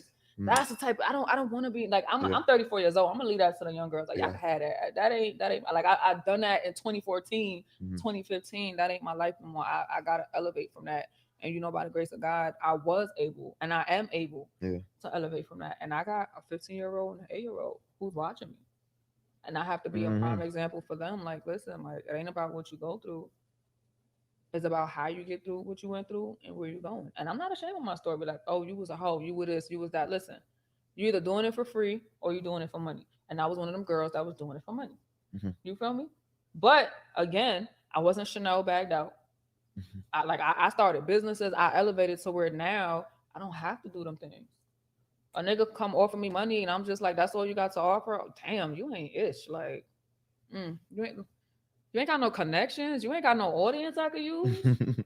You can't promote my financial literacy business and give me some clients. You can't bring me no real estate clients. Like, that's the mindset that I'm on now. But it took me going through, like, I've been through everything. I've been raped. Mhm. I've been kidnapped. I've been arrested. Mhm. I did 3 days in jail but bailed out. You know, like, I've had my legal troubles. Even getting my real estate license, I took a 6-week course. It took me a year to pass. And again, it was too much. I'm a single parent. I'm in the clubs from 10 to 4. I'm in real estate school from 9 to, no, I'm in real estate school from 9 to 5. I'm in the clubs from 10 to 4. I'm popping Adderall on a daily basis just to get by, just to stay up, to stay focused. You feel me? You know, so nobody don't know about the back end. Nobody know about me losing myself. Nobody don't know about me being suicidal. You know, nobody don't know about me being unhappy and being miserable and my child seeing demons and all type of weird shit because of the people I was around. You know what I'm saying? The culture we live in, to where certain things are culturally okay, but if you look at them people, they're not happy. You can't buy inner peace. That's something that you have to learn, you have to experience. So What do I be telling y'all? I be telling y'all the girls don't be happy. I be telling y'all the girls don't be happy, and y'all be looking at y'all's lives. You literally will look on Instagram, you think, why my life don't look like that? Why can't I have this? Why can't I be in a relationship? They not happy. You cannot buy inner peace. You can't do it. She just told you. She done been around the sun way more than me. And she has came to the conclusion that you cannot buy inner peace. I'll be trying to tell y'all that. She is not lying. She is telling you what it is. It's real though. Like, you cannot buy it. But that's the thing. When you have inner peace, you will feel like you have everything. That's the thing. And that's the thing. In the 3D, it doesn't look like you have everything to everybody else. But on the inside, it feels like you have everything. But see, Instagram is trying to sell you a fantasy like, yeah, you just need to get the relationship. You need to get the car. You need to get the aesthetically pleasing apartment. You got to get the man. You got to get all of these things, right? And you're going to be on this chase. And it's just going to lead you to more unfulfillment because the next thing you know, you got to chase something new, something that just came out, right? And then this relationship didn't work out. So now you chasing a new man. It's an illusion. Once you come out of that illusion and you find the inner peace, you'll start to realize I was really out here chasing a fantasy, something that actually did not exist. Once you come out of that illusion, you're just going to be like, oh my gosh, why was I chasing this? Why did I think this was going to make me happy? And it's crazy. Just live a little longer. You'll see. Just live just a little bit longer. If you're not going through certain walks of life, and a lot of people can't even hold themselves accountable for the stuff they go through or for the stuff they do. Like when I go through things, the first thing I'll be like is, damn, that's from that dude I robbed in 2012. God damn it, God, like you still hit me over the head for that. Like, you know what I'm saying? Mm-hmm. But I hold myself accountable for the things that I've done in the past. And we live in a social media era to where if it's not done in social media, it wasn't done. Yeah. Who are y'all? Y'all can't get me to heaven. I repented. I fasted. I did this. I did that. I'm good. You understand? We live in a world where everybody want to be validated and accepted socially. And it's just like, for what? You're never like, you're always going to piss. No one is going to ever agree with you 100% on your beliefs and what you stand for. But you know what? I go to sleep peaceful every day. Your goals, for real. Your goals. You're like what women, you know, like want to get to. You know what I'm saying? Right. Some women are just trapped where they at, and your goals. You know, you've been through shit, and you're still thriving, still like. It's some months that I ain't closing no deals, and I'm just like, damn, this dude was in my inbox for 10K, or this place, you know, DM'd me and want me to come host for this amount of money. But it's all about staying true to what you know and to your values, and if you don't stand on what you say, who is? You know, it's something big out there. Yeah, it's something bigger coming. Listen, yo, everybody I've met in the past month, and it's so crazy because to me, God talks to me through messages and people. And I know I got to finish my book because that's what's going.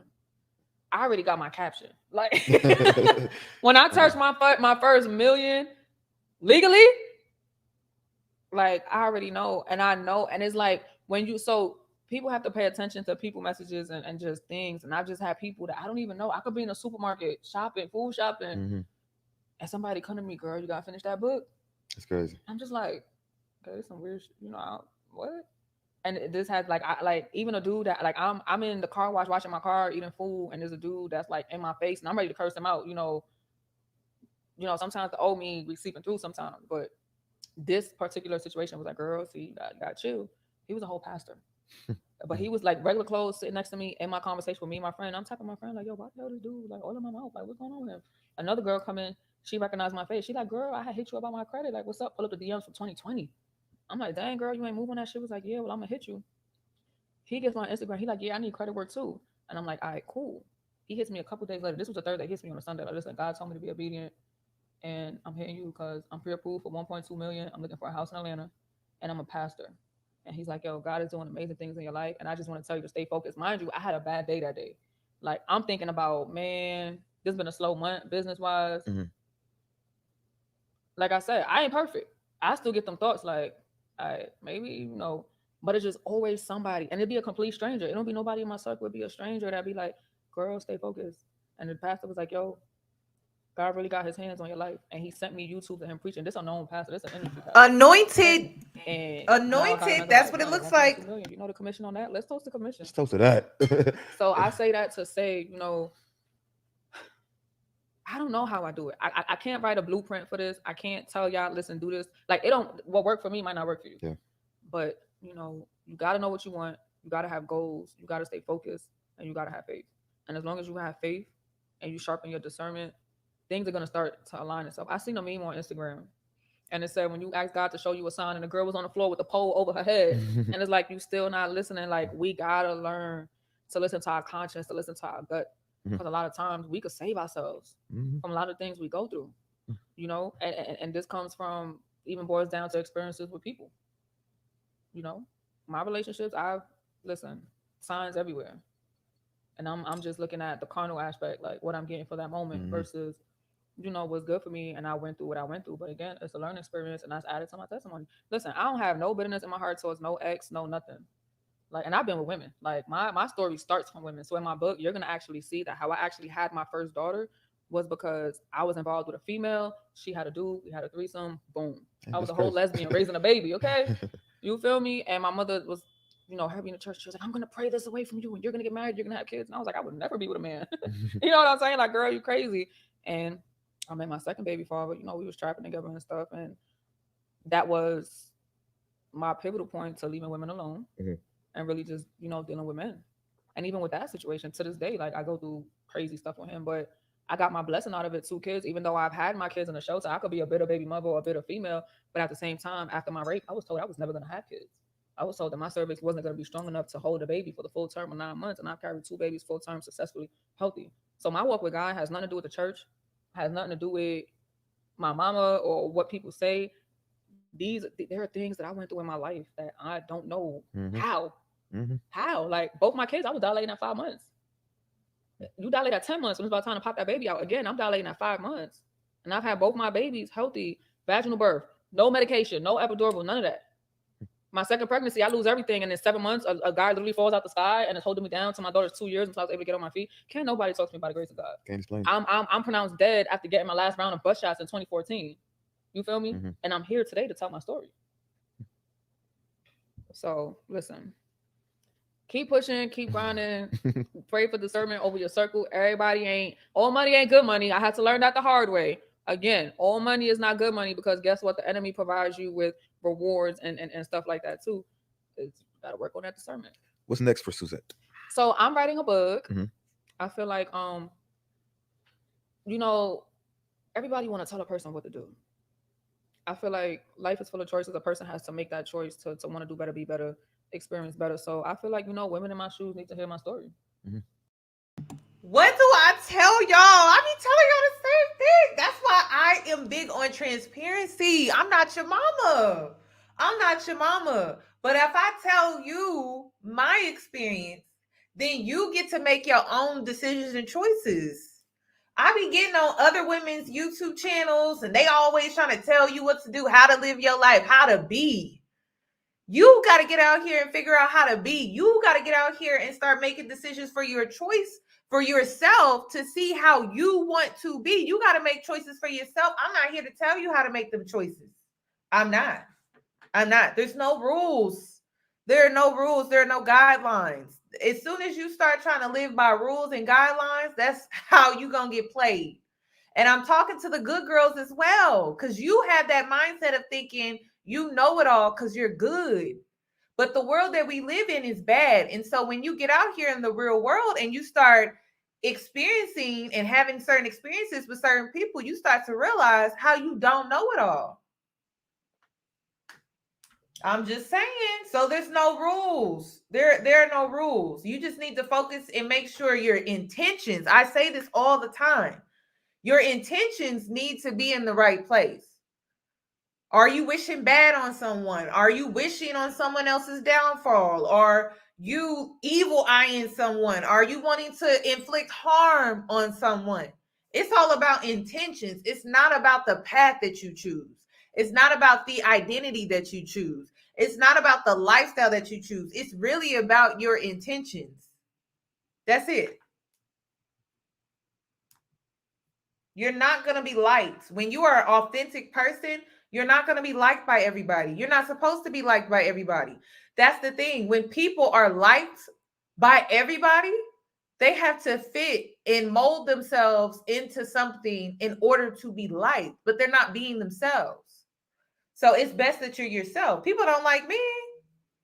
People make it known every day how they don't like me. Do you think I care? No, because I connect with people that do like me. I connect with people that do understand me. I connect with people that relate to me. There are going to be people out here who just do not like you, and you can't feel no type of way about it. That don't mean you should change who you are to fit into what they would find acceptable. It just means that they not for you. Y'all don't go together. Y'all don't mix well. Y'all not peanut butter and jelly. You get what I'm saying? So you just got to keep it pushing. You got to be yourself, though. You got to walk in your own light. needs to know that it's okay to put yourself first. I walked away from money with spouses, relationships, TV, all type of stuff for my mental health, for my well-being. You understand? And because of that, I mean, I can't really talk too much right now, but I definitely am in negotiation with other things that I have going on. And right now it's just really, I really just want to get more in tune spiritually, because I feel like once that happens, everything else is going to take off. So that's like my main goal. But I have a story to tell. Listen, my goal is to have Tyler Perry or 50 Cent or somebody really make a movie of my life, because this is more common, especially in the millennial area. This is kind of like why girls are getting their body done, to be the next Jada, to be the next Ari, to, you know what I'm saying, to be in the spotlight. And everything is not what it cracks out to be. People don't know the behind the scenes. People don't know the gray areas. People don't know the unhappiness, especially in the era where we're dealing with social media, that you only see a person's highlights of the highs. You don't see the lows. You understand? Never on social media. Oh man, listen, that's a whole nother story. But I just want to use my platform to educate, to inspire, to elevate, and to any inspiring agents out there. Like, I'm even taking agents under me now, so where you go to school, get your real estate license. It don't even matter what state you're in. I'm forming a team. We're gonna get you lit. And it's all about the transformation. Listen, we in the transformation season, okay? Let's cheers to transformation. Father's on the way. And I'm doing this as a single Black female. No man behind me. No 2 kids. That. 2 kids, okay? 2 kids, 2 baby fathers, single parent. From the projects. From the group home. From the group home. The projects was awarded to me from being in the system. That's crazy. But like, I had my daughter in the shelter, and our first home after that was sleeping on somebody's couch as a foster kid with my newborn daughter, okay? So if she can, shit, listen, anybody can. It's all about your circle, guys. If you don't have the right people around you, it's impossible to elevate. If you got them dream killers, the haters, the old girl, you bugging, you can't do this, or no, do this, but deep down you ain't supposed to be doing that, you got to cut them people loose. Because if you look at your life, you can't go here when you got people trying to pull you down here. You understand? And we can only be attacked by the people closest to us. So a lot of y'all might feel obligated by your friends, family. Shoot, I had to cut my mother off for a couple of years. My family was the main ones. You ain't gonna be shit. Whatever. And I had to pop up on them like, hey. And now I'm somebody that that's real, y'all. I did the Instagram modeling. I did the OnlyFans. I did the magazines. My fan base in prison is crazy to this day. You understand? I did all that. I did the clubs. I did the videos. I did all of that. And nothing is wrong. I was thinking more Issa Rae too, Jada. I was thinking more Issa Rae too, but okay. But you really have to ask Tyler Perry. What do you want besides that? Because in 10 years, the generation behind us is going to be the next generation up for that. And you're going to look back like, damn, I used to make 10, 20, 30. You don't want to be them people talking about what you used to do. What are you doing now? How did you use that platform to elevate you? How did you use that platform to start businesses and to do better for yourself? And that's what it's all about. Forget what the haters are saying. Listen, if you got to do what you got to do. A lot of these rappers are drug dealers and scammers on the low. They ain't making all that money off selling records. But they're doing what they have to do to get to where they need to be at. And if that's where you at that pivot point in your life, cool. But just have an exit strategy and know what you want to do, what it's going to take, and what you have to do to get there. And that's it. Listen, I ain't here to judge nobody. I done it all. Only thing I was never was a drug addict. I was never hooked on drugs. I smoked my weed. I smoked my hookah. That was it. I done did it all. Okay, all. I'm gonna let y'all imagination run with that.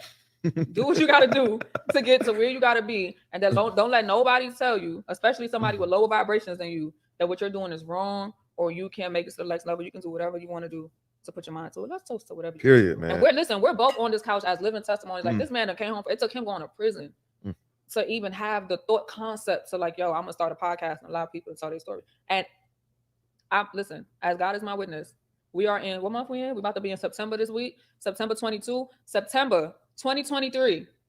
I'm speaking life into this young man that y'all gonna know his name. If y'all don't know his name now, y'all gonna know his name. Y'all gonna know his podcast. It's gonna be some people that don't sit on his couch and got some therapy. It's gonna be some people that sit on his couch and it's gonna elevate because people don't sit on the couch. God is gonna use him to allow people to tell their story and to become better. But that's what it's about. We are here to uplift and motivate. You understand? The social media with us, making fun of people going through everyday life. Who cares? Girl, your baby daddy doing the same thing, but you on the block. Nobody's highlighting it. That's the only difference. We got to stop laughing at each other and uplift each other and inspire each other and do better.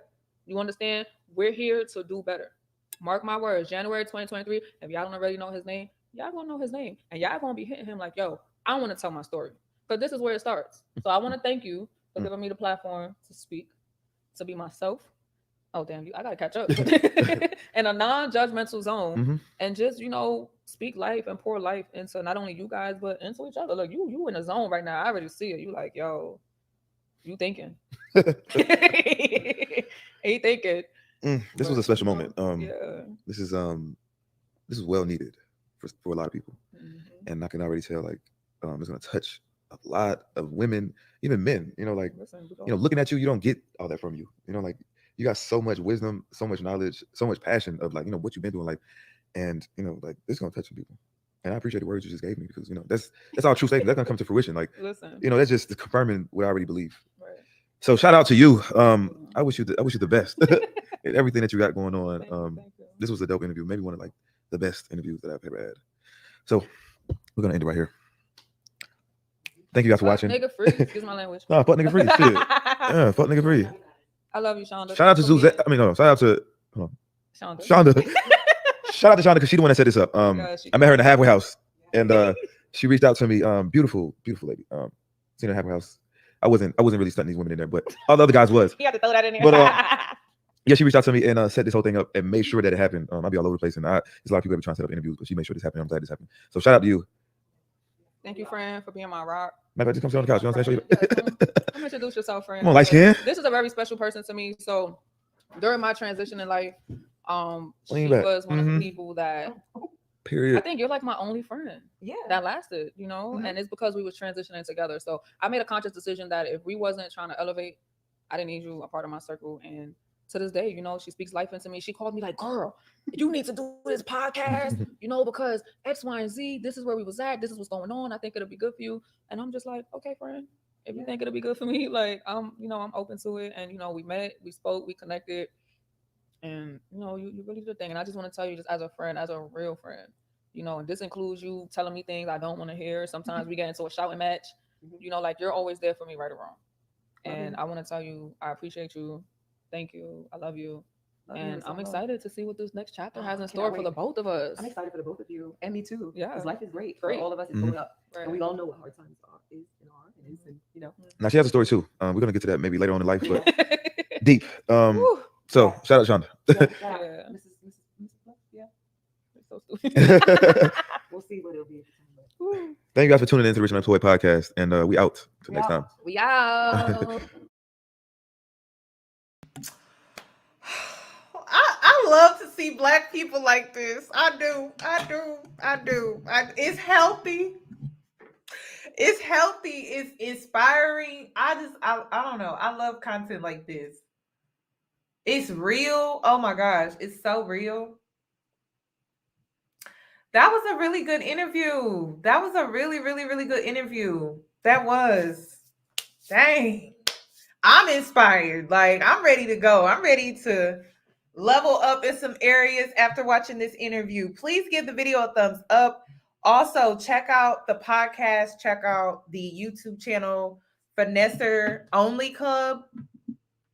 Finessers Only Club. I will make sure to put the link after this live is saved so you can go ahead and get over there and check out some of his other interviews. And like I said, he is constantly interviewing people in the industry. Again, we only get to see the Instagram part, but we don't get to see the behind the scenes, the stories that come with that lifestyle. And I think it's something that you should look into to get a real understanding of what that lifestyle is about.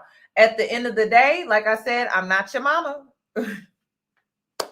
You got to get out here and figure out life for yourself and find out what truly works for you. Start your spiritual journey, start your walk, and just learn and grow and go from there. That's all I can ask. Honestly, I'm going to support you. Just make sure your intentions are in the right place. That's all I ask. But that pretty much completes this video, you guys. Again, give this video a thumbs up, subscribe to their YouTube channel, and I will see you guys in my next one.